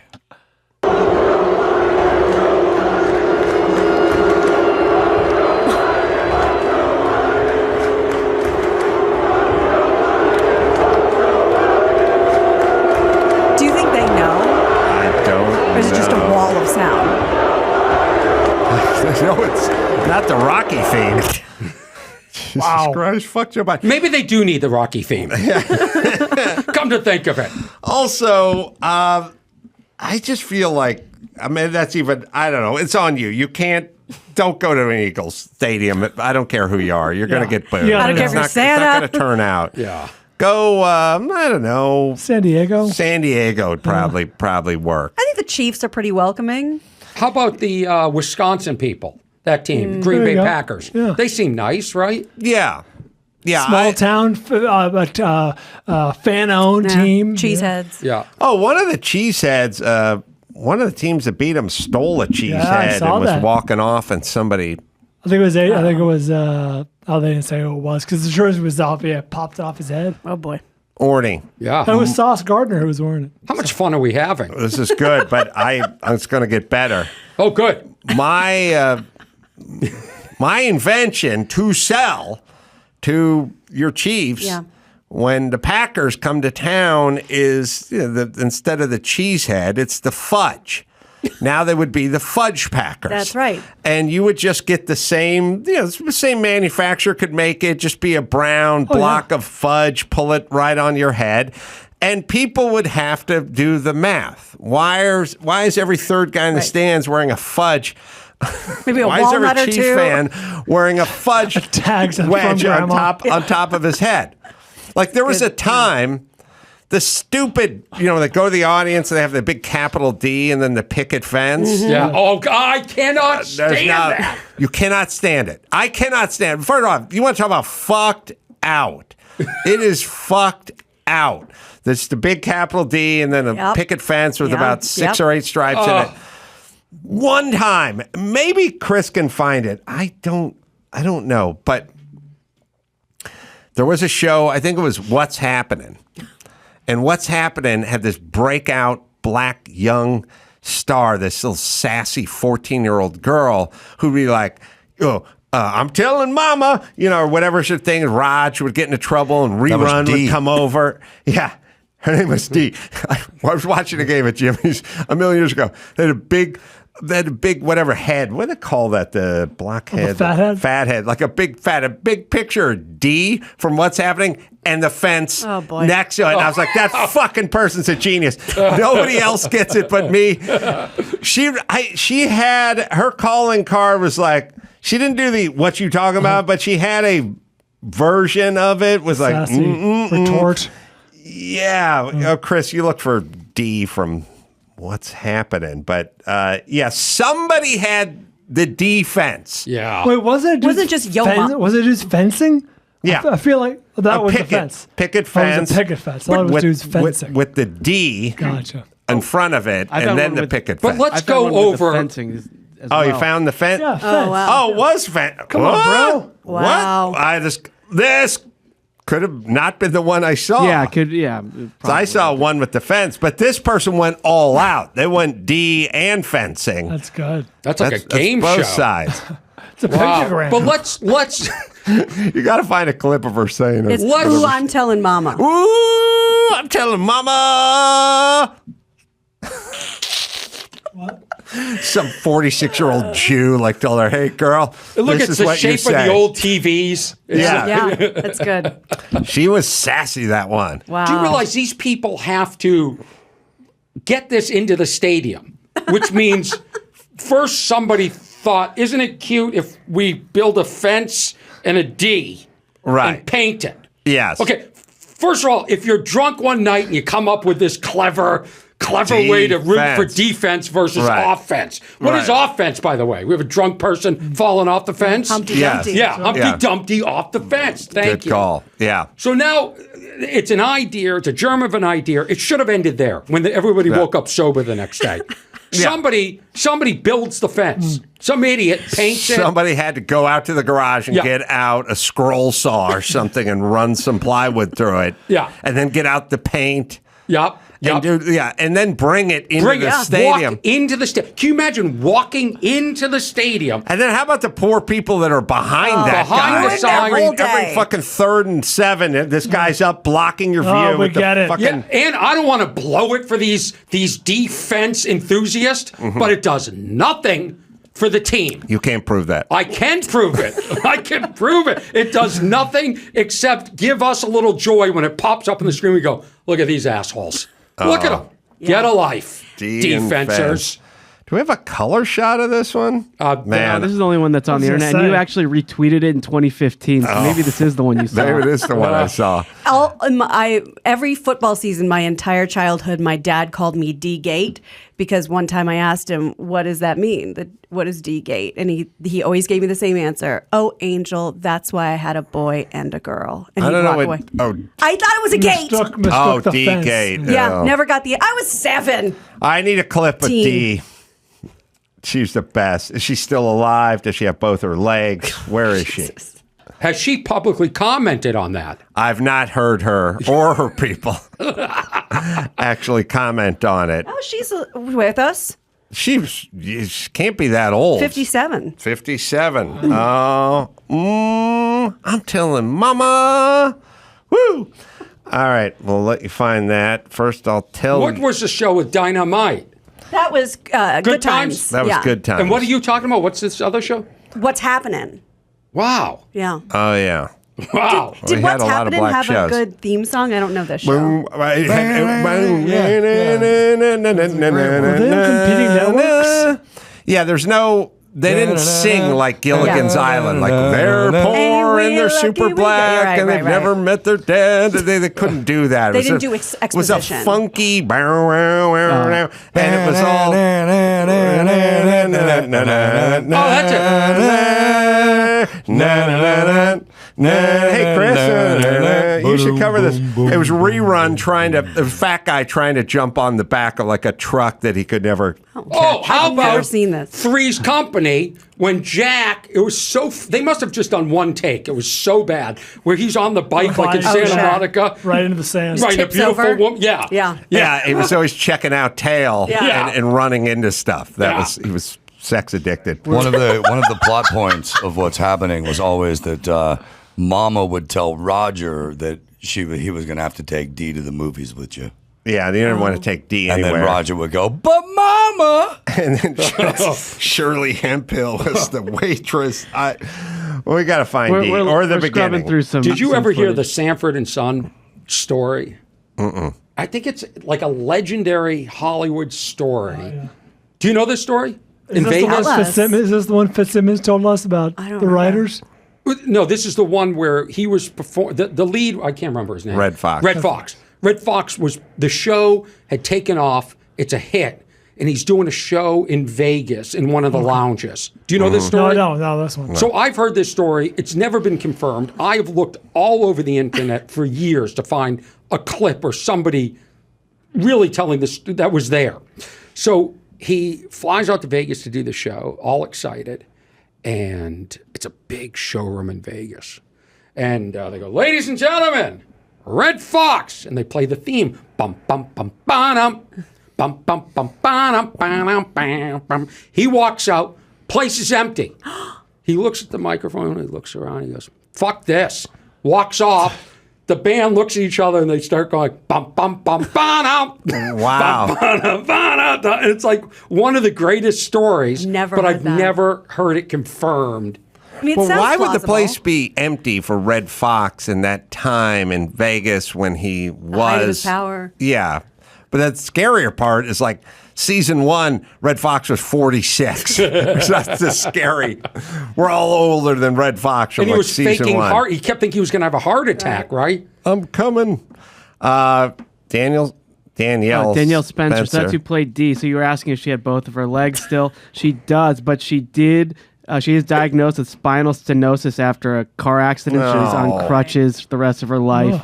And then she was diagnosed with breast cancer. Okay, back to a lighter topic. Yeah. Orny, that can't be a coincidence because there's a great one of my all-time favorite Simpsons moments is when Homer becomes sanitation commissioner. Remember, he was the garbage commissioner and he's in charge, and he does such a poor job that they elect him out, or they have a special election, kick him out, bring the old guy back in, and when he comes back on voiced by Steve Martin, by the way, when he comes back on stage, they're playing the dun dun dun dun. The kind of Sanford and Son. Yeah. He goes on stage and the whole interaction is like this.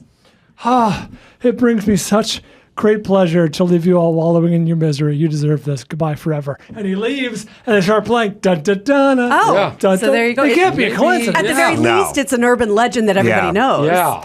All right, we'll see if we can find the beginning of that, or D talking about mama. First, I'll tell you about Solo Stove. Oh, man, this is such a nice item. There's just something special when it gets a little cooler outside, fall. Brings us closer together. A smokeless fire pit from Solo Stove makes creating those moments even easier. I used mine with my daughter and her friends, and it was 4th of July, and we watched the fireworks, and we fired up the Solo Stove, and they made s'mores. Excellent. Cooler weather's coming, so make the most of your autumn outdoor time with Solo Stoves, smokeless portable fire pits. It is very well made, stainless steel construction designed to regulate airflow and burn more efficiently. Brilliantly engineered and built to last. Easy to light, just a few bits of starter. Easy to clean up, and you've never seen a fire burn so clean. It's all the flame and none of the smoke. Lifetime warranty and a 30-day free return policy. It is Solo Stove, right, Dawson? Prepare for your best outdoor memories yet and save big during the Solo Stove Fall event. Plus, use promo code ADAM at solostove.com for an extra $10 off. That's solostove.com, promo code ADAM for $10 off on top of the fall event deals. Hurry, the fall event ends November 10th. There's a vid that Chris says is great. A Philly fan? Yeah, this is from a few years ago. A guy rescued a bunch of babies from a burning building in Philly. And he was on the news talking about it, and he still found a way to talk shit on Nelson Aguilar, who's the receiver. I seen a guy hanging out the window, screaming that his kids was in there and things like that. So I ran to the back door, see if it was open, and it was. I ran upstairs, and then I was greeted with smoke. I ran back downstairs. By that time, the ladder truck was pulling up, and ironically, one of my old coworkers took the ladder off the truck, raised it up, and was assisting people down. My man just started throwing babies out the window. Wow. We was catching them, unlike Aguilar. Holy shit. I love this that. guy. I love it. Was that an aluminum ladder or fiberglass ladder Spro pulled off the truck? You know what drives me nuts? I wonder if you've picked up on this, and I've talked about it before, so if I'm repeating myself to people that know me, I cannot stand when there's some sort of tragedy. And I've seen it before when there's a plane crash, or a plane crashes, and then they ask the eyewitnesses. This is the newscaster. Have you ever seen anything like this before? Yeah. Many times. That's my I've been fifth plane. We're right in the several debris path commercial always, airlines. Catastrophic mechanical failure on many commercial airlines. Shouldn't have bought here. There was a Dateline where the guy was shot 5 times by his girlfriend, and he also owned an anaconda, whatever those big snakes are. Mm-hmm. So she said, I think he got bit by the snake 5 times. Right. Meanwhile, there's bullet holes, clear entry. There's a gun in the foyer. Yeah. And then the reporter goes, to the cops, have you ever seen anything like this? Yeah. Have you ever been called out and someone blamed the pet for 5? I just can't stand lazy journalism. I feel like all the eyewitness stuff is a basic waste of our time because the newscaster goes, the 2 men ran into the jewelry store, broke the glass, grabbed the necklace, ran out and went eastbound down Main Street. And then they go, this guy was an eyewitness. He was there. What did you see? I saw these 2 fellas go running into and then they broke the glass, and then they took off. Right? Oh, you saw the exact same shit the person just said? Oh, and by the way, have you ever seen anything like this? Like, why do I care if some random person has ever seen a plane crash? Like, they're not the plane crash expert. Well, by the way, if you said, I've seen a baker's dozen of it, I would want you arrested like you're crazy fire starter, Drew Barrymore, like you have some sort of bizarre dominion over commercial aircraft. Telekinetic. Your gaze alone will take the plane out of the sky. Yeah, we got a problem. Or like Hurricane Ian. They go, this is the once-in-a-lifetime storm. We got Bob on there. Hey, Bob, have you ever seen anything like this? You just said it was a once-in-a-lifetime storm. Yes. Was and Bob's whose lifetime? Right. The guy fixes your toilet? Because he's only got a couple months. It's possible he's Or is seen it more the than kids? one. Do we have the beginning of Good Times? What's happening? Oh, what's happening? Sorry. Did my black simile. Oh, yeah, we can play the beginning, yeah. We'll play it just to hear. It's because Dawson's dying to hear that song. Yeah. Use all right for the black ribbon. Yeah, Bernie Ornstein. There you go. Yeah. Okay. Yeah. Oh, the Jews wrote all the Christmas songs, too. That's exactly right. Yeah. That's true. Yeah. Yeah. They appropriated a lot of A culture. lot of stuff. We should discuss that We're now. so obsessed with Elvis, but what about what the Jews did? Has anyone taken a good look, put on their jeweler's loop, and look at what You those wouldn't have people your are up tough to? skin jeans. You wouldn't have was your all the good Jews? times without the Jews. It's all Jews. You wouldn't have microphones without the Jews. No. We have D. Yeah, so it's just a clip of D. It's not her exact catchphrase, but it's the same gist. She always wanted money. Right. The Good for her. precocious D. Smart, shrewd. I'm going to call Mama. Yeah. Some Quarter's well worth 46-year-old Jews right now. You better give me a quarter, 50 do a cents. dime? I don't know What's what funnier, Bernie? Yeah. Give me a buck. Double sawbuck. Fucking 13. Chaim. She doesn't know what that is. Chaim, what do you think? Chaim, do 10 cents already. And let's eat. All right. She should get 10 cents for not calling Mama. All right. We'll take a... first of all, say what you want to say about the show written by the Jews, but it hooked me right away. Like, You're I am into going to it. go home and watch that episode. Oh, I don't think Dawson missed an episode. I didn't either.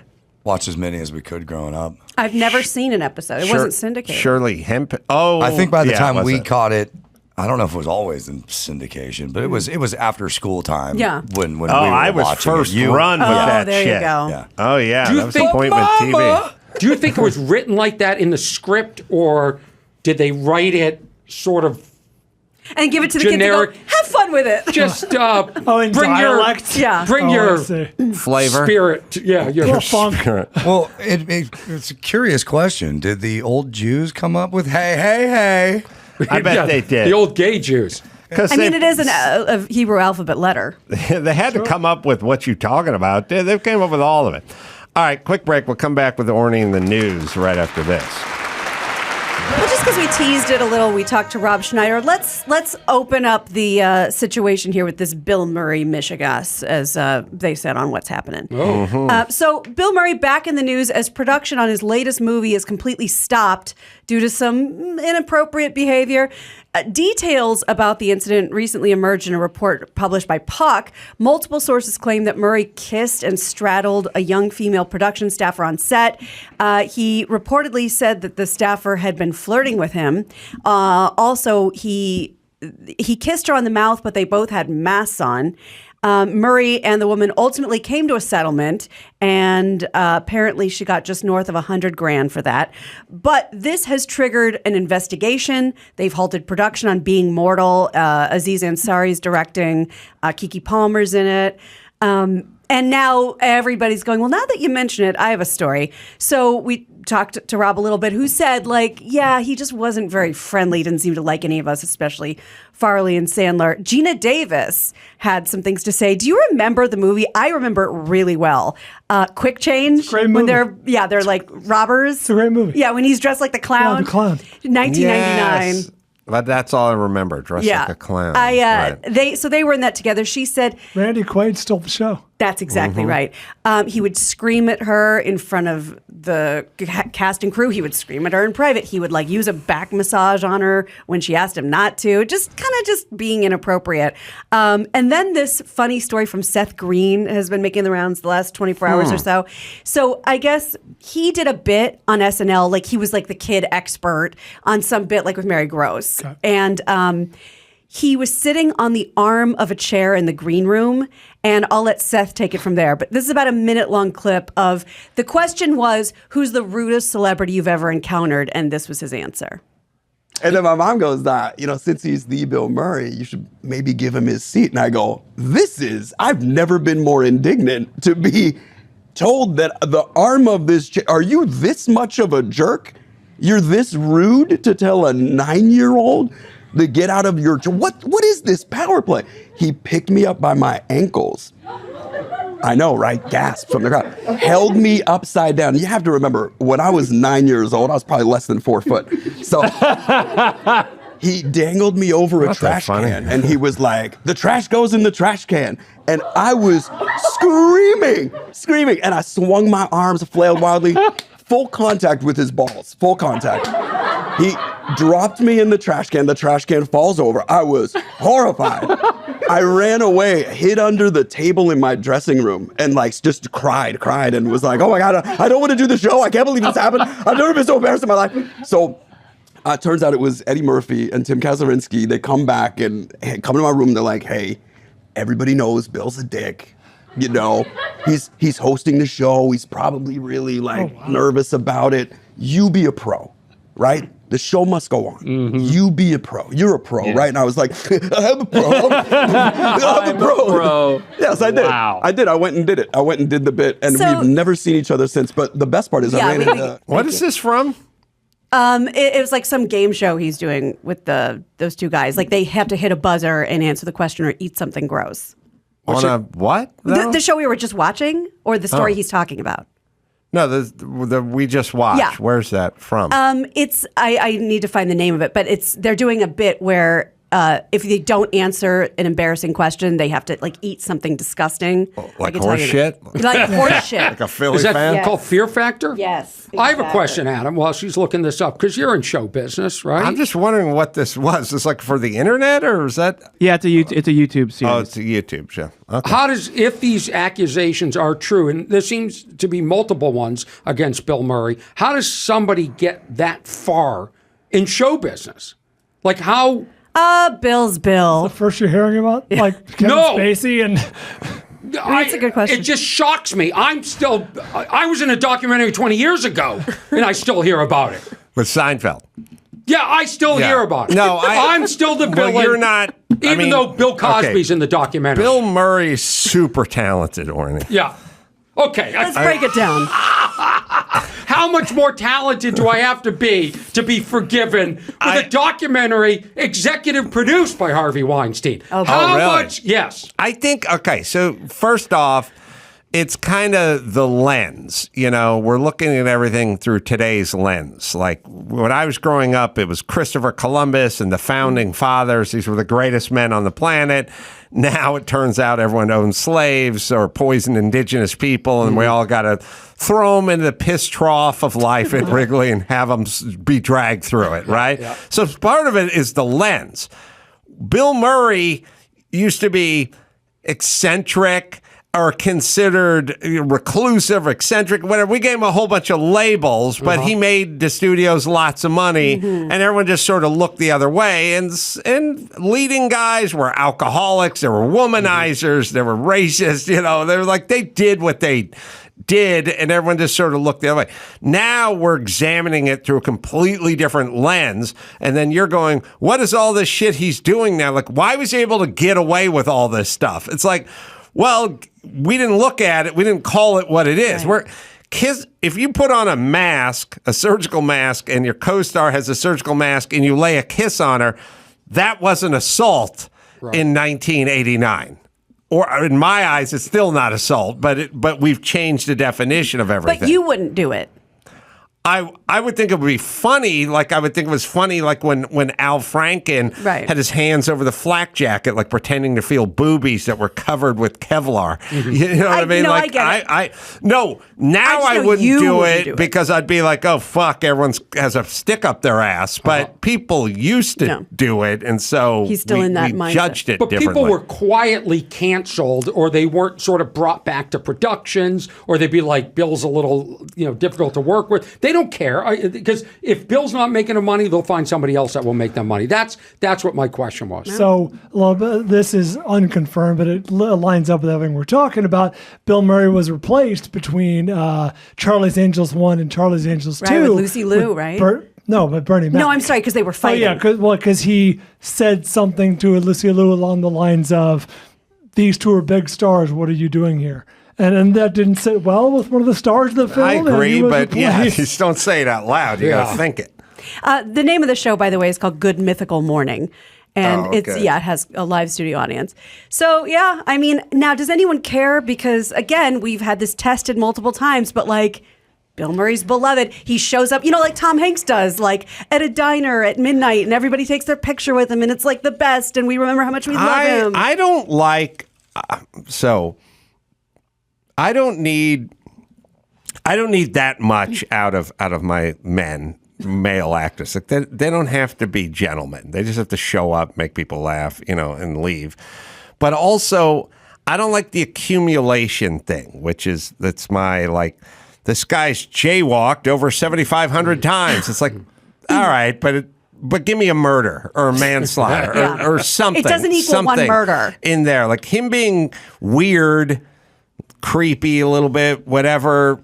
It's still you jaywalked 75,000 times. I need some Harvey Weinstein meat on the bone. It is interesting too what gets you that lifetime cancellation and what doesn't. Like Mel Gibson is still working. He's still making movies, and by all accounts, you could see how he would be canceled for life. Kevin Spacey off the table. But he didn't have a champion. Like, I feel like Mel Gibson can absolutely thank Jodie Foster for that. Don't you think she brought him back? Who else would give him a pass? He's also very talented. You know what I mean? You can only keep talent down for so long. So is Kevin Spacey.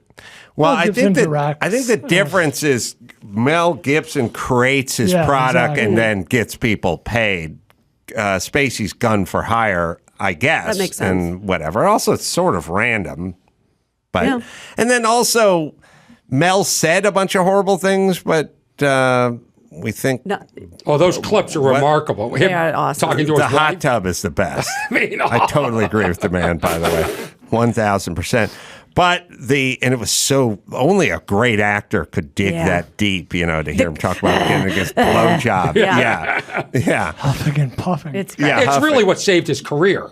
He was canceled, but he was entertaining at the same time, so right? funny. Yeah. Yes. And now his anti-Semitism next to Kanye West and other people may not seem as... It seems mild. Downright quaint. Yeah. By the way, can I just say... Not to excuse Mel Gibson's behavior. I understand.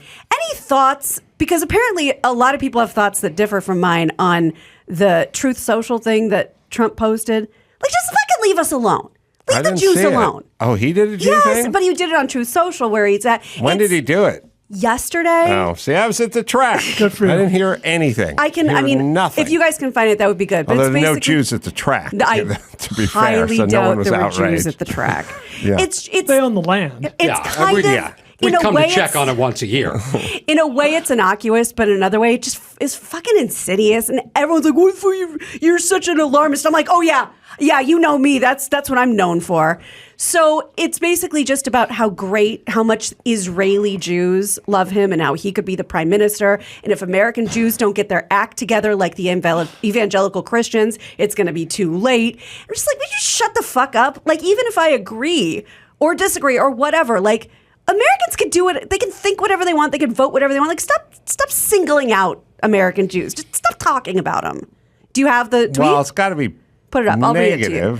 It's no president. By the way, Truman may have something to say about this, but no president has done. He's calling into my show tomorrow. Good. No president has done more for Israel than I have. Somewhat surprisingly, however, our wonderful evangelicals are far more appreciative of this than the people of the Jewish faith, especially those living in the U.S. Those living in Israel, though, a different story. Highest approval rating in the world, could easily be prime minister. U.S. Jews have got to get their act together and appreciate what they have in Israel before it's too late.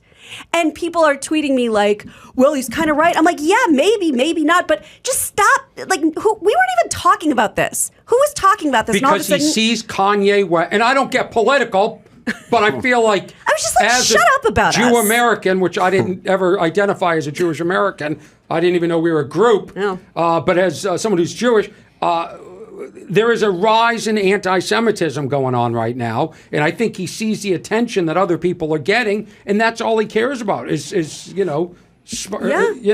and people are telling me, like, you know what you're talking about. I'm like, okay, well, I'm going to go to the synagogue right now for my husband's basketball game and have to go through 2 metal detectors for a basketball game. So yeah, maybe I'm fucking crazy. It is sad when you go to synagogues now and there is armed security outside. Yeah.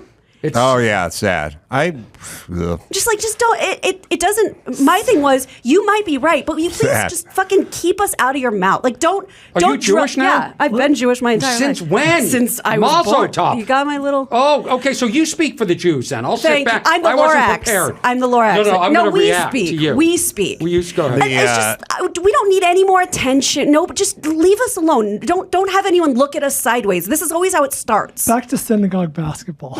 Yes. Oh, can I tell you the name of their team? Set shots. Can I tell you the name of it? That's funny. So they always have like funny names for their team, like the matzo balls or whatever. This year they're Cobra Kai. Not bad. It's pretty Not good. bad. It's a good one. Yeah, it was fun. I feel like I've heard that somewhere, Cobra Kai. I mean, it's a lineup, no pun intended. I don't know where there was, God, what were the other ones? They were so funny.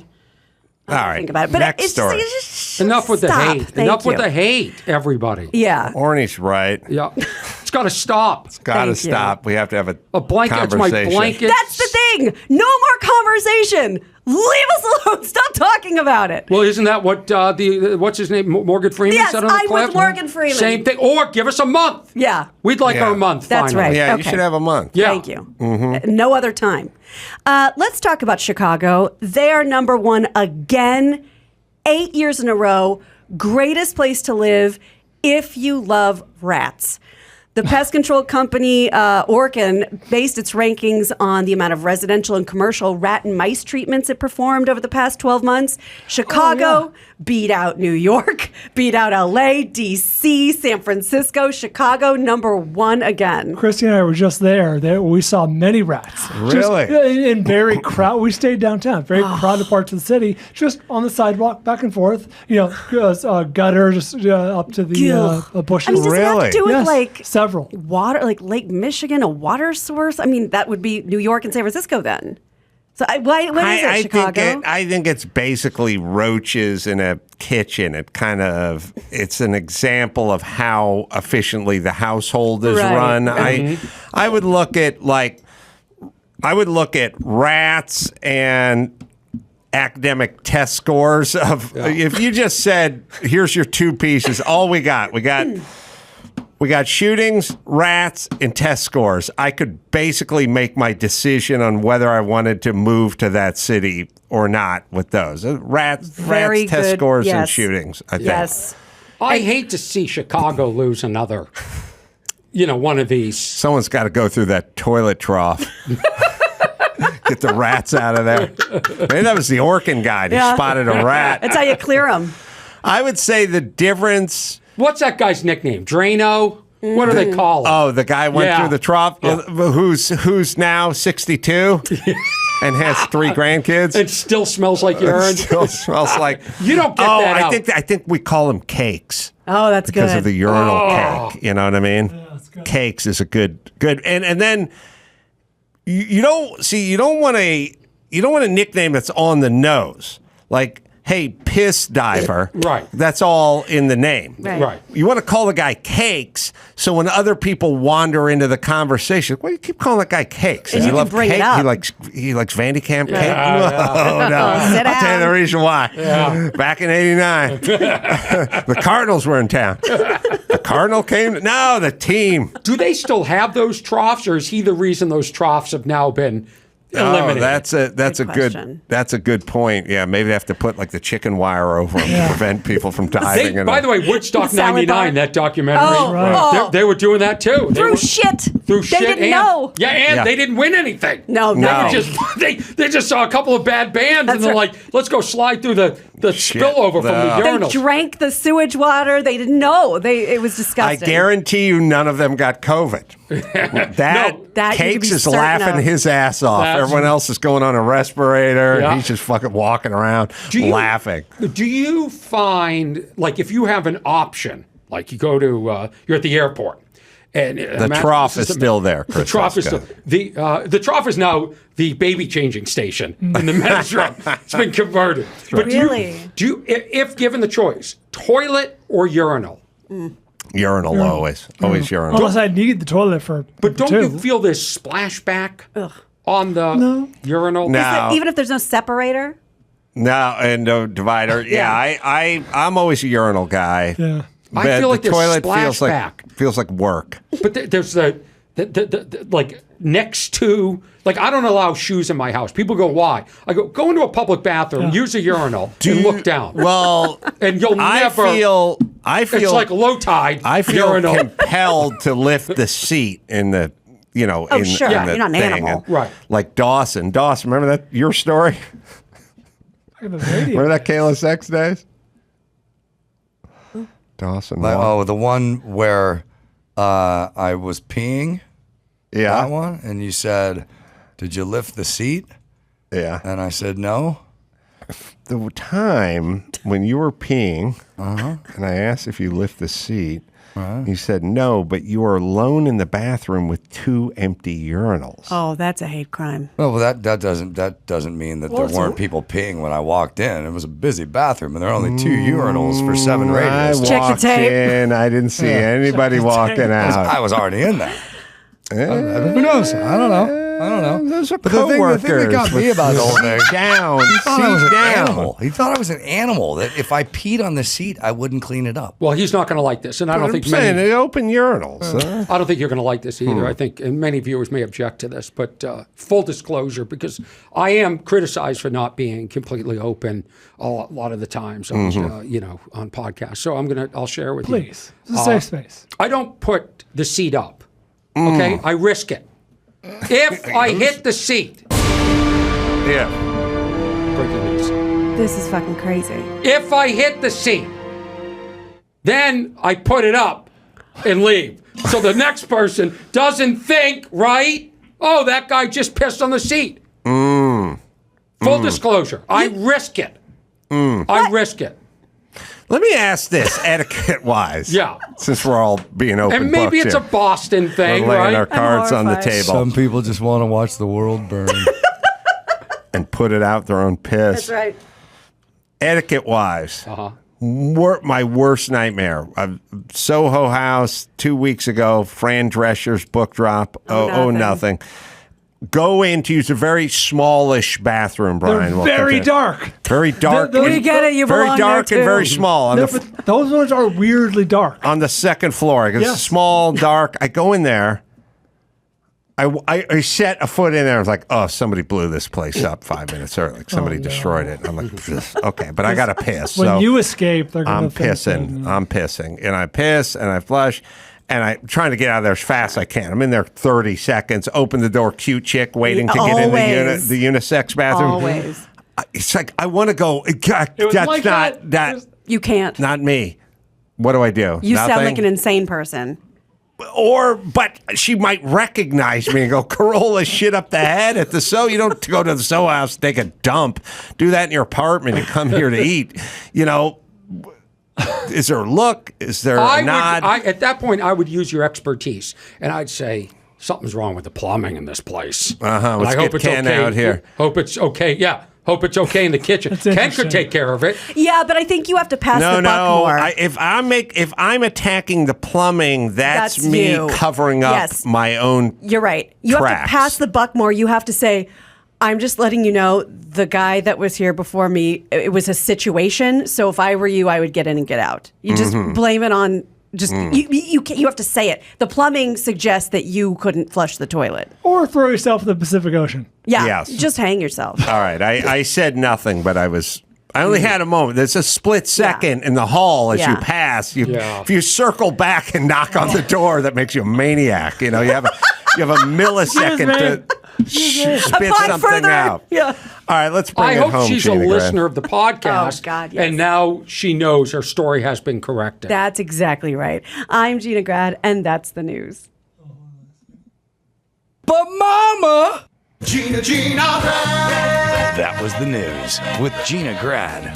Oh, Orny Adams can be found doing stand-up all over the place at ornyadams.com. And then we're going to be in San Diego at Mic Drop Comedy, and that's October 28th and 29th. We'll do 4 shows, 2 stand-up, 2 live pod there. Just go to adamcarolla.com for whatever ails you, because I'll be doing stand-up all over the place as well. Thanks, Orny. Can we mention the special that you saw that was on Showtime a few years ago is now on YouTube. Sorry, I tried to sell it to Netflix. They didn't want it. You can now watch it for free. And it's funny, so please watch Orny Adams' special, More Than Loud, which is out on YouTube. So until next time, this is for Orny and Gina and Bald saying, Mahala.